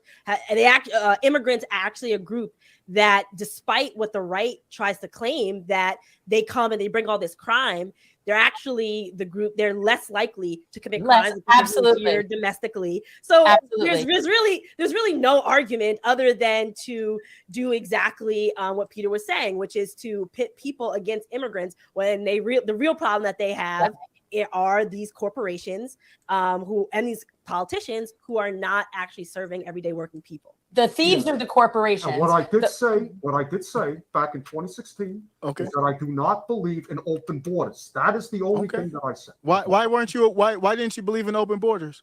I do not believe in open borders. Why not?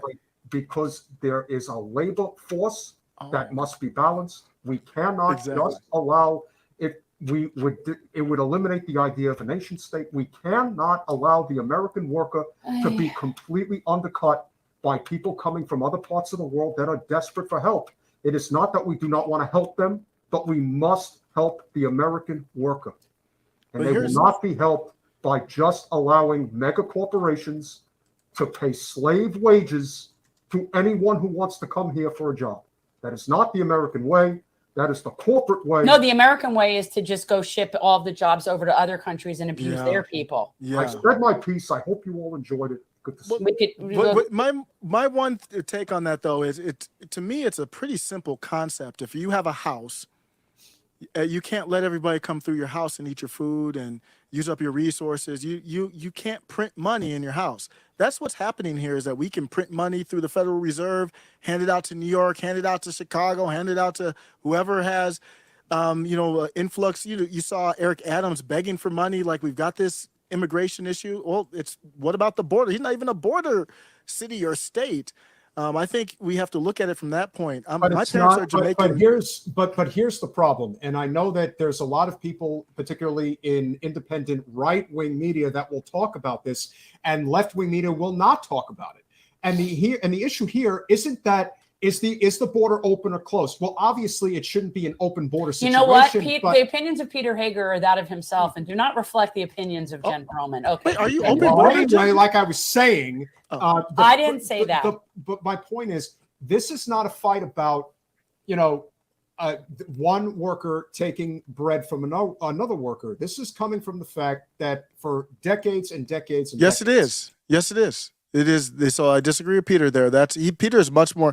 Jen is she's pretty much open border. Yeah, it is. That is. There's only so much to hand around.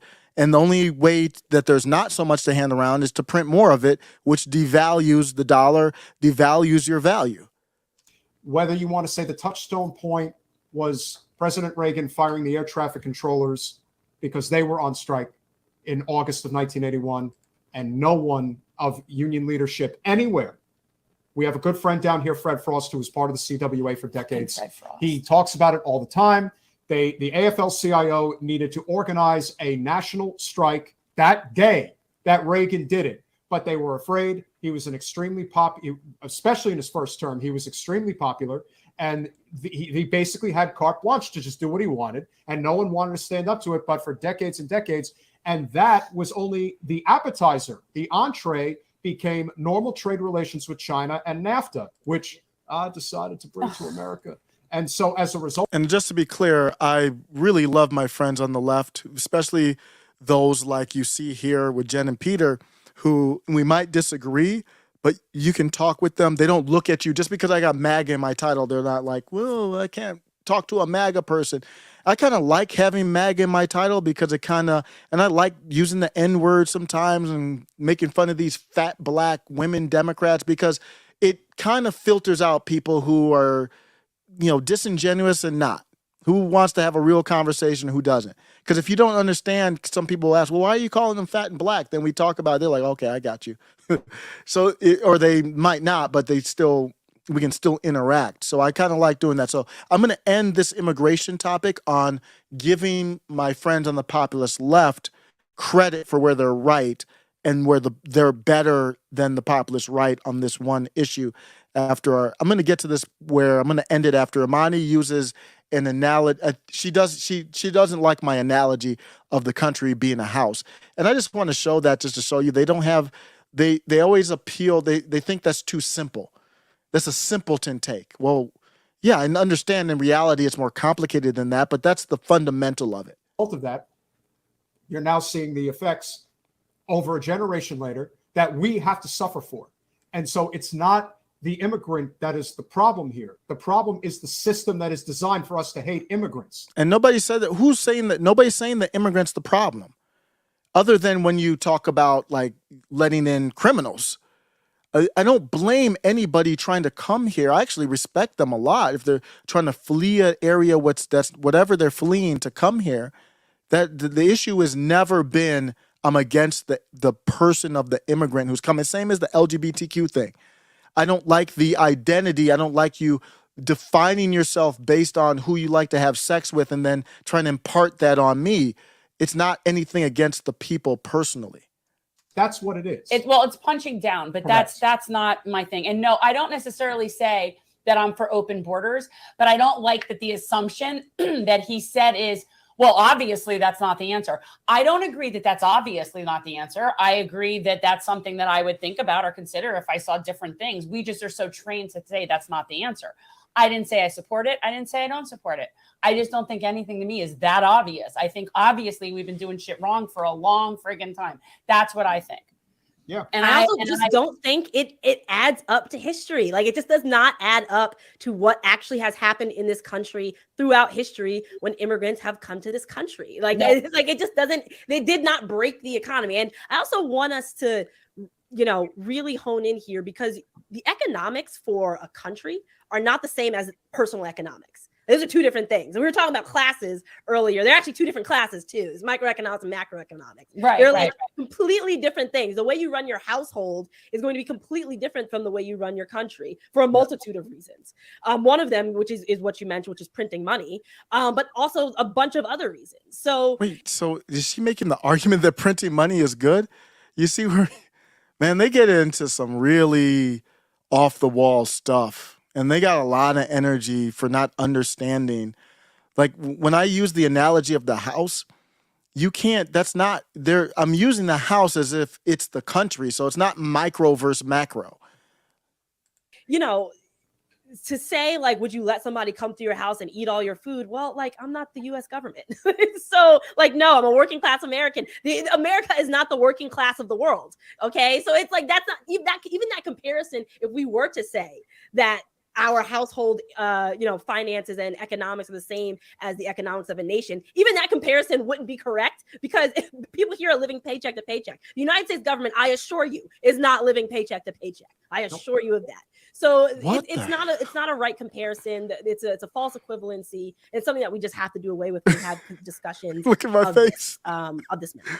My issue really with Oh my goodness, that was more cringe than I remember. I don't have anything to say. I just let that speak for itself. The immigration, New York is becoming ground zero for this. Eric Adams is speaking out on it. I'm not done on it. MAGA, I do criticize MAGA. MAGA is more important or more focused on impeaching Joe Biden than trying to defund federal support for this. If they weren't, they wouldn't even be bringing it up. You'd be like, whoa. We got the deadline to fund the government. We want to make sure this continuing resolution that's going to happen is not going to fund certain things. This is a big battle. How long are we can continue it for? All of that. I don't want to hear a peep about impeachment right now. So now you have the speaker talking about impeachment in interviews instead of talking about these issues. That's a big misstep. And here's this is a video from Viral News NYC. The Roosevelt Hotel in New York City. Hundreds of I don't know why he's using the word migrant, because you don't know if they're illegal or not. I think we can safely use illegal immigrants. They're going to get, I heard this great breakdown. I forget which member of the House it was. I'm going to go find it. That broke down. I'm going to do this whole thing. It's Friday night. I don't have to work tomorrow. I'm going to get that video and do that whole breakdown. And I'll skip through it. But he did such a superb, no one's watching it unless you watch C-SPAN. He did a superb job of breaking down what's happening. Just excellent. If you're interested in the immigration topic, I'm going to play this video. I'm going to play an interview, another discussion I did with a populist leftist, Craig Pasta from the infamous, famous, I should say, in a good way, Convo Couch, where the left was right. Then I'm going to go to that breakdown on immigration. I'm in the mood to do that. I had 2 coffees tonight, so I'm in the mood to do a lot. Let's watch this. City's officials stated that around 19,000 migrant kids were enrolled in NYC public schools. City officials stated migrant kids don't have to get vaccinated to enter the school, but will work on getting them vaccinated. City officials stated that around 120,000 American families pulled their kids out of school during the last administration.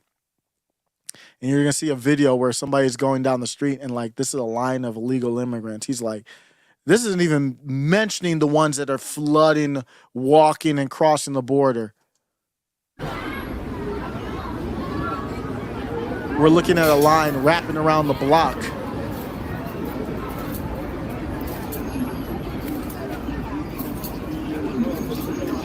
It's surreal to watch.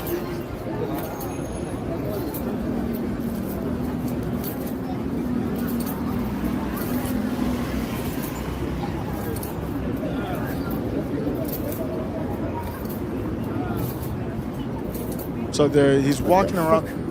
He just says, "What the F?" He literally says, "What the F?" He doesn't know what to think, the guy filming this.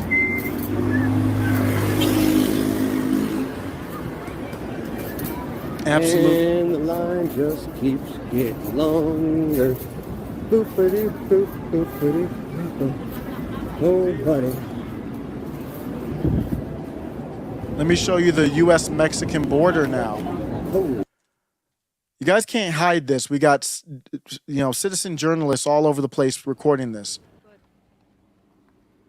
This is the border, U.S.-Mexico border. These are young, able-bodied men.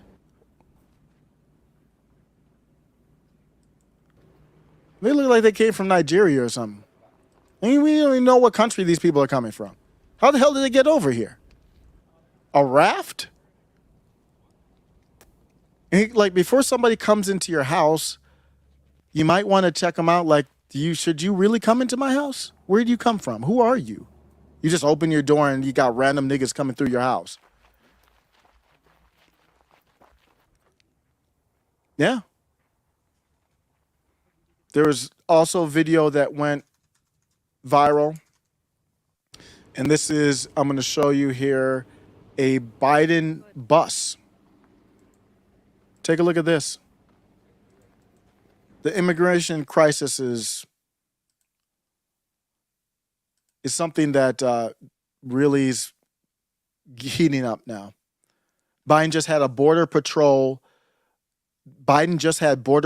drop off a bus full of migrants, in quotations, in San Diego. I call them illegal immigrants. I mean, we used to call them illegal aliens back in the 90s. I don't know when we got so soft. BP officials, Border Patrol officials told them they can do whatever they want. Your tax dollars at work. Them are standing around not knowing where they are, what to do. Take a look at this video out of San Diego yesterday afternoon. What you're looking at is 3 unmarked white William Hill Patrol in buses. this. They pull up. After we talk about anything that several these corporatists want to do, even the populist left, some of them, not all of them. Some of them are based and they like 2A, like RBN. But William Hill says, and they want to take your 2A. You got able-bodied, military-age men just coming through. We don't know who these niggas are. And then they want to, the governor, I'm not going to have time to cover that, but the governor of New Mexico, Grisham, decided to redo. It was exactly what I did. I don't want to toot my own horn, but I said it. She did the edict, and then she got sued, and then she just changed the edict. So what do you can you just lump that in the court case you already got, or do you have to sue again? There's nothing. There's no enforcement. She could do that she could do that every single day. She could do a 2A control edict, and this one it was like 1,000 crimes per 100,000 people, and in 2 areas, Albuquerque and Bernalillo, no 2A in public. You couldn't carry. In private, you could have your gun, but in public, you couldn't. You lose your 2A rights. Then sued, then she's going to flip it up and say, well, any place where there's families involved, something like that. I have to look at the actual edict, the executive order. Okay, you can go ahead and sue and say, okay, maybe that's not good. Then she can go and say, hey, whenever there's more than 10,000 people, you can do that there's no enforcement. If you're not going to impeach, you're not going to DOJ investigate, we are really close to finding out that the system is completely broken. We're that close to finding out. She could play games and flip the switch on it again. Either that or what else happens. People say, okay, I guess she stretched the Overton window out and we're out of money. We're fine. Okay, wherever children are, whatever. Why do they always want to disarm people who are around children? You want people who are armed around children. You don't want children in a gun-free zone. That's what the schools are sitting ducks for. Take a look at this video out of San Diego yesterday afternoon. What you're looking at is 3 unmarked white Border Patrol buses. They pull up and they start releasing several hundred illegal immigrants to city streets and sidewalks in San Diego across from a transit terminal. People were on this bus from as far away as China and Pakistan. And keep in mind, these buses are not from Texas. They're not Greg Abbott's buses. These are the Biden administration's buses. This is Border Patrol mass releasing people. You can see handfuls of them are standing around not knowing where they are, what to do, where to go next. And there was a remarkable exchange between one migrant and a Border Patrol agent as he asked the agent, hey, am I okay to travel to Chicago? And the agent says, yep, you're good to go. Take a listen. You're free to go. You can call. You can do whatever you want. You're free to. Okay, it's no problem if I go to Chicago. You can do whatever you want. You're free to. And these mass releases also taking place in Border Patrol's Tucson area. So that's that piece there. I'm going to play the Convo Couch clip where that's why it's good to have these discussions in good faith. I never really thought of it from this angle. Populist left take, and MAGA needs to talk about this more. I said the more we talk to each other, the better at it we will get, and it's less likely we demonize each other. Then we can, as good as Peter is, and I do the same thing too, I was just demonizing the left, I guess you could say, and Peter's like, oh, the populist right hates immigrants. No, the more we talk, the less we'll do that kind of stuff. I do not agree with MTG on military spending. I think she's too hawkish on that, especially with Taiwan. This is the great pasta from Convo Couch and a perfect example of what I want to see in D.C. Me and him are we agree on a lot, then on a different side on a lot, but come together on some respect. But then let me challenge you. Would you agree that we need to not close the borders like solidly, but, live up to the laws we have on the books and stop this mass crossing the border? It hurts workers. It's whoever's doing the drugs. It's hurting us with bringing it over. We have to take responsibility for using it. We don't need to be using it. But what do you think on the borders? I'll tell you this, the same thing I told a lot of my populist right friends. I'll give you whatever you want for the border. You want a wall, you want laser beams, whatever you want, anything you want at the border. Just close the bases down in Latin America. If you close the bases down in Latin America, they'll have no need to come here. When I was in Honduras, right, I was asking the campaign coming in from Xiomara Castro, hey, man, what are you going to nationalize when, you guys take over? They're like, we're not going to nationalize anything. We're going to just open it up to different markets and different countries and stuff like that. They understand that they can only do so much. In Honduras, there are 3 United States military bases, one of them the biggest ones on that hemisphere, right? And we've always supported the craziest people. Juan Orlando Hernandez, who now is in the United States, who's been trafficked and stuff like that. But when I was in that country, they just wanted to get rid of the chaos. They wanted to get rid of these people that are there. We always do these things. So I will do anything you want at the border if you give me, let's close those bases. We give these people back their national sovereignty. We give them back their resource sovereignty. Wayne, they ain't going to have to come here, baby. They're going to stay in their own country. And I believe that. I firmly believe that from traveling down there. It was something I believed beforehand. But when I went down there, it just reinforced it. I will do whatever you want at the border. Populist right, Donald Trump, build your wall. Do whatever you want. Close your bases down and let these people have their own rights to their own government. Let's crush and burn the Monroe Doctrine for once and for all. We don't need it. And we can do our own thing back home. We can do our own thing over here. We can grow our own food. We can grow our own resources. That's what I would like to do. Come here. Let's do America first for real. Fair trade and Matt Gaetz, Marjorie Taylor Greene, whoever, Laura Loomer, whoever, Ron DeSantis, Vivek, tell me where it's wrong. Close the bases in the Latin countries and we close the border. What's wrong with that trade? You'll get a deal. That was one of my favorite moments over the last few months. And it was very, I got to say, it feels good to, I've watched them since I got red pilled. I've watched the Convo Couch was one of the first groups that I watched before I even talked about MAGA like that. I watched Nico House and Fiorella Isabel and Craig Pasta. You might have seen him fill in for Jimmy Dore when Jimmy Dore's out. Think very highly of him. That was a great discussion. Tell me where the lie is. No lies detected, and your terms are acceptable. Why are they not doing that in D.C.? there's no real populace left, but you should be sitting down, talking. Oh, yeah, you're right. So if you don't know, pasta is very well traveled. There's bases in Latin America, and they're always playing games and influencing the government for this and that. And those bases are, the United States is causing some of these economic problems that we're seeing them having to flee from. They're not helping. Close those damn bases down. We don't need them out there. They're problematic. I didn't expect to go this long on immigration, but I'm still going. I saw this one late night I was up, and this was so good. Man, who is this? This is James Lankford, Republican, Oklahoma. I've seen him. I mean, he's very well known. And he laid it out the best that I've ever seen. The immigration problem. Better than Destiny, it's good. And they talk about it. Destiny talks about it a lot. Just excellent. Not know, and many in the Senate chamber may not know, that this week we actually passed a milestone on immigration in the United States. This week, less than 3 years into President Biden's term, we've now had more people illegally cross the border in the less than 3 years under the Biden administration than we had under the 8 years of the Obama administration and the 4 years of the Trump administration. That's impeachable. That if alone. You count both terms of the Obama administration and the Trump administration, that was 6 million people that illegally crossed the border.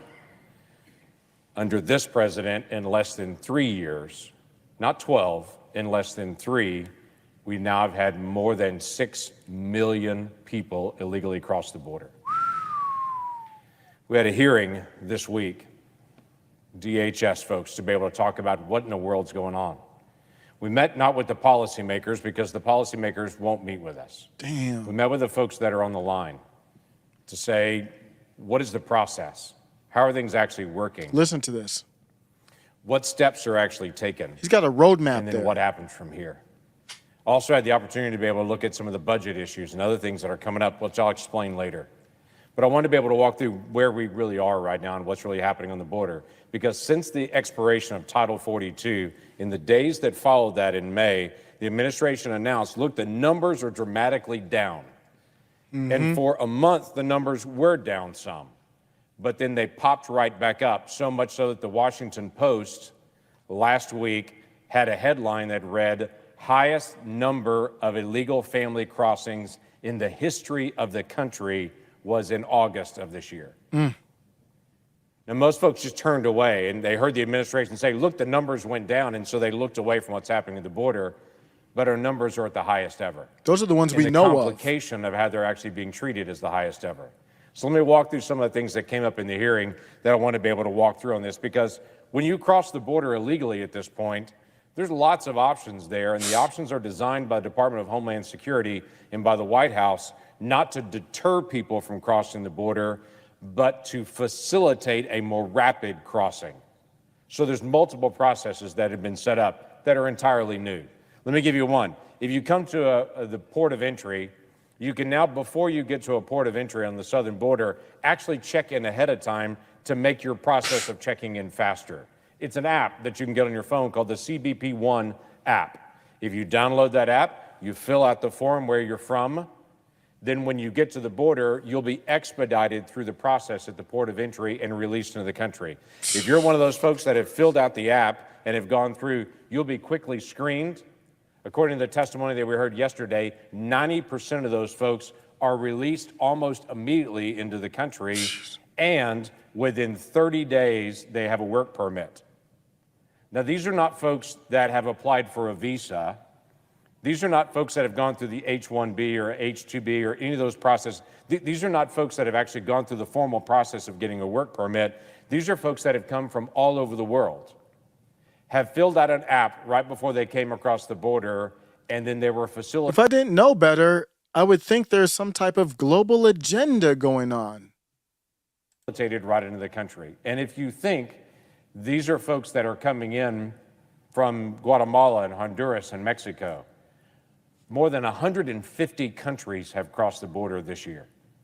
And I'll walk through some of those numbers in just a moment. One option that you have to be quickly expedited into the country without seeking prior approval is just to fill out the app ahead of time. Then your paperwork is done and you're across the border even faster when you get here. Second option is you actually don't fill out the. So that's where the NGOs come in, these non-governmental organizations, which really only means government organizations.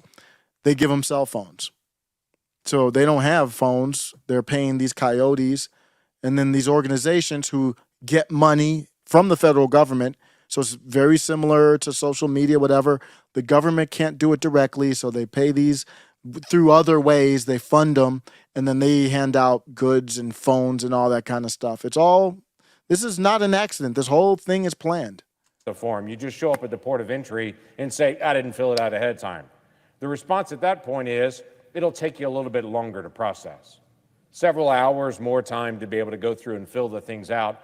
You'll still be released. You'll still be given what's called parole into the country. You'll still get a work permit within 30 days. And listen, he's going to talk about a court date. When do you think the court dates are? With 6 million in 3 years. Those are the ones we know of. But 6 million in 3 years, a court date to find out if there's, to my knowledge, it's to find out if they're seeking asylum or not. What is that, arbitrary thing? Let's listen. What year is that? I think he's going to talk about it right here. What year do we find out? When do they have to show up again for court? To be in the country. Not because you applied for a work permit early or went through the legal process, not because you're any of the tens of thousands of people all over the world that want to work in the United States, so they legally approach the issue.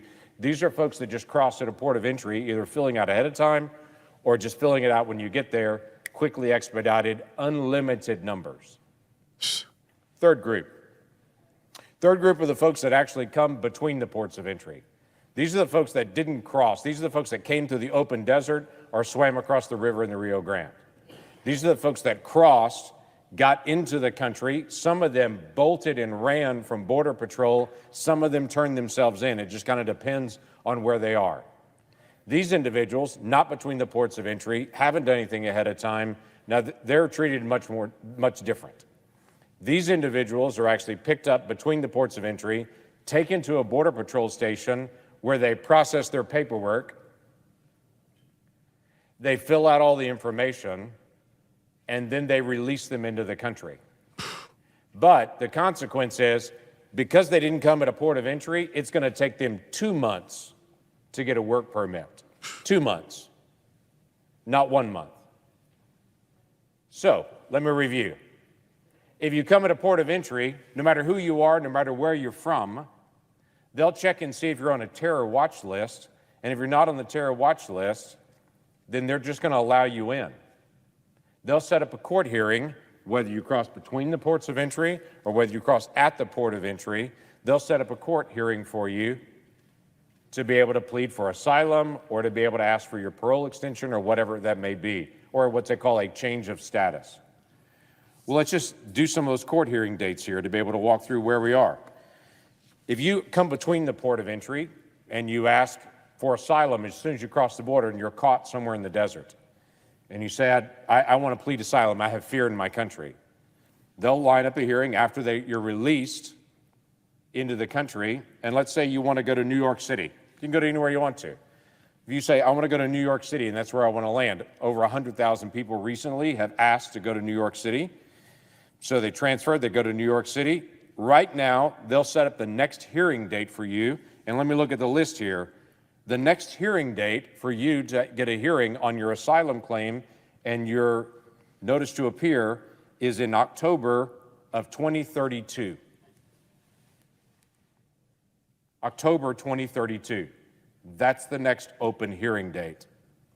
So this is what I was talking about, where you can't let people, one of the measures of needing to stop the border is if you can't do that hearing right then. If you can't do the hearing right then and there, the border's too wide open. So I'm like, you have to do it not just same day, right then and there. They're at 2032. That they have available. So let me run this past us. Right now on our southern border, as of this exact instant, some people are checking in, they're getting parole, within 30 days, they're released to be able to get into the country with a work permit. They're traveling anywhere they want to in the country. We have no background for these individuals, and they're told to check in at a hearing 9 years from now. Anybody want to guess how many folks are going to show up at that hearing 9 years from now? I mentioned before, many of these individuals are not from Central America. In fact, just this year, we've had 15,000 people that have illegally crossed the border, many in the open desert area from China. When I talk to the folks from the Oklahoma Bureau of Narcotics at home, they tell me most of the criminal organizations that are growing illegal marijuana and facilitating drug trafficking in my state are Chinese nationals that have illegally crossed the border, that are partnering with Mexican cartels and Chinese criminal organizations to be able to do business in drug trafficking in my state. Those folks cross between ports of entry, were checked in at a border patrol station and waved into my country, and they're now running criminal operations in my state. 15,000 Chinese nationals just this year. We're right at 10,000 citizens of Mauritania that have illegally crossed our border this year that we know of. Bonus points to anyone in this room that can point out Mauritania without looking it up on a map right now. 10,000 that have come in. By the way, Mauritania is a fast-growing area in West Africa where Al-Qaeda is quickly accelerating in that area. So you can get the gist of it there. I think he broke it down so wonderfully. It's 20 minutes. You can search Forbes. This is the Forbes breaking news on YouTube.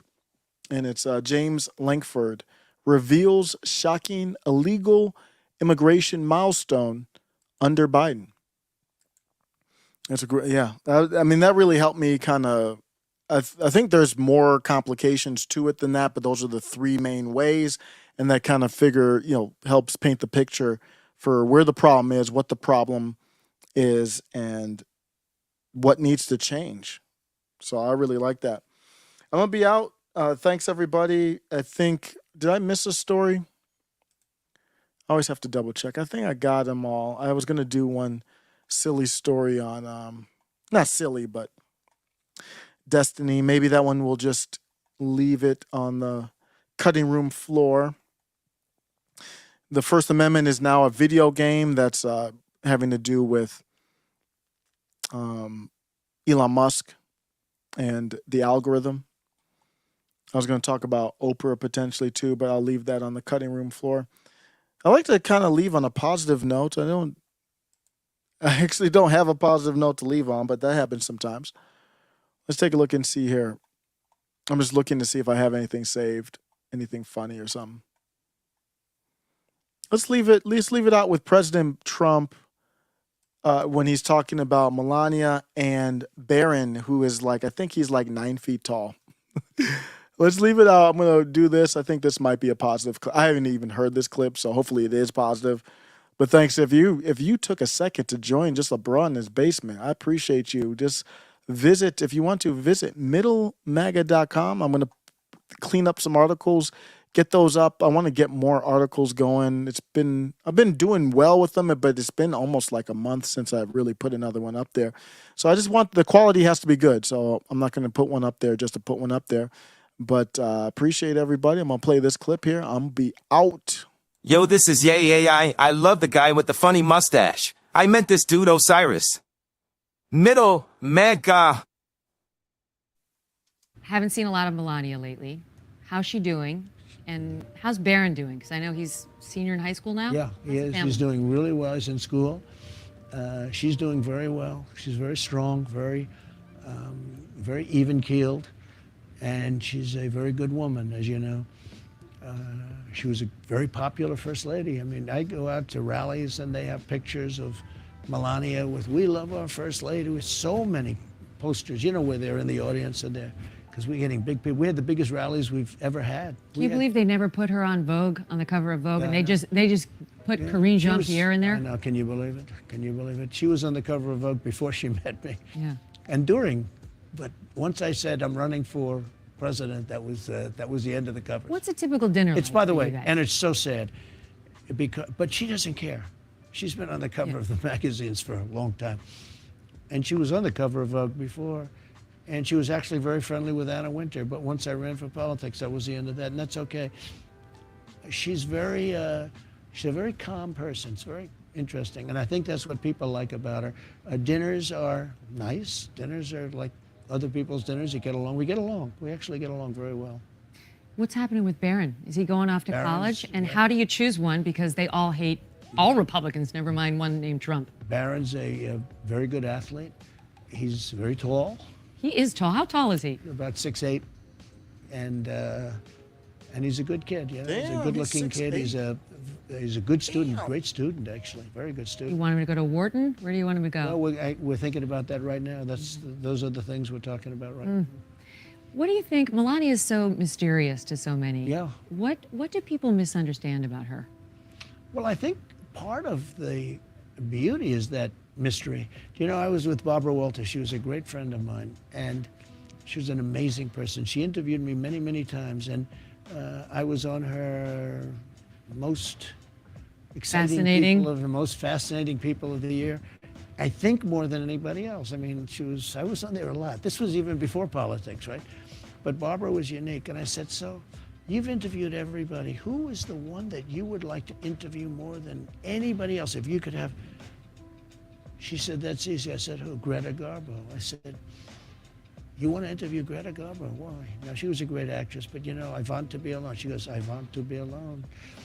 And she had a great beauty, but she was very reclusive and never did an interview. I don't say Melania is like that, but she is much more, you know, she's introspective and she's confident. She doesn't need to be interviewed by you to get ripped apart for no reason. She doesn't need to be out there. She's got confidence. She's got a lot of self-confidence. The people really like her, and she was a really good first lady. But, you know, she did the most beautiful job in the Rose Garden. She rebuilt the Rose Garden. It was beautiful. No, it was gorgeous. And got good credit for it. But she did Christmas trees, too. Every Christmas. Did the most beautiful job. Oh, I know, and they of course criticized her, even though her Okay, style so was she did spectacular. a red trees. They were so beautiful, they killed her. She did a different blue, beautiful tree. They killed. Then I said, baby, do me a favor. Go with the green tree. She did a green tree, and they killed her. Why weren't they red? It was much better. And then she did a white tree, and they killed her. Of course.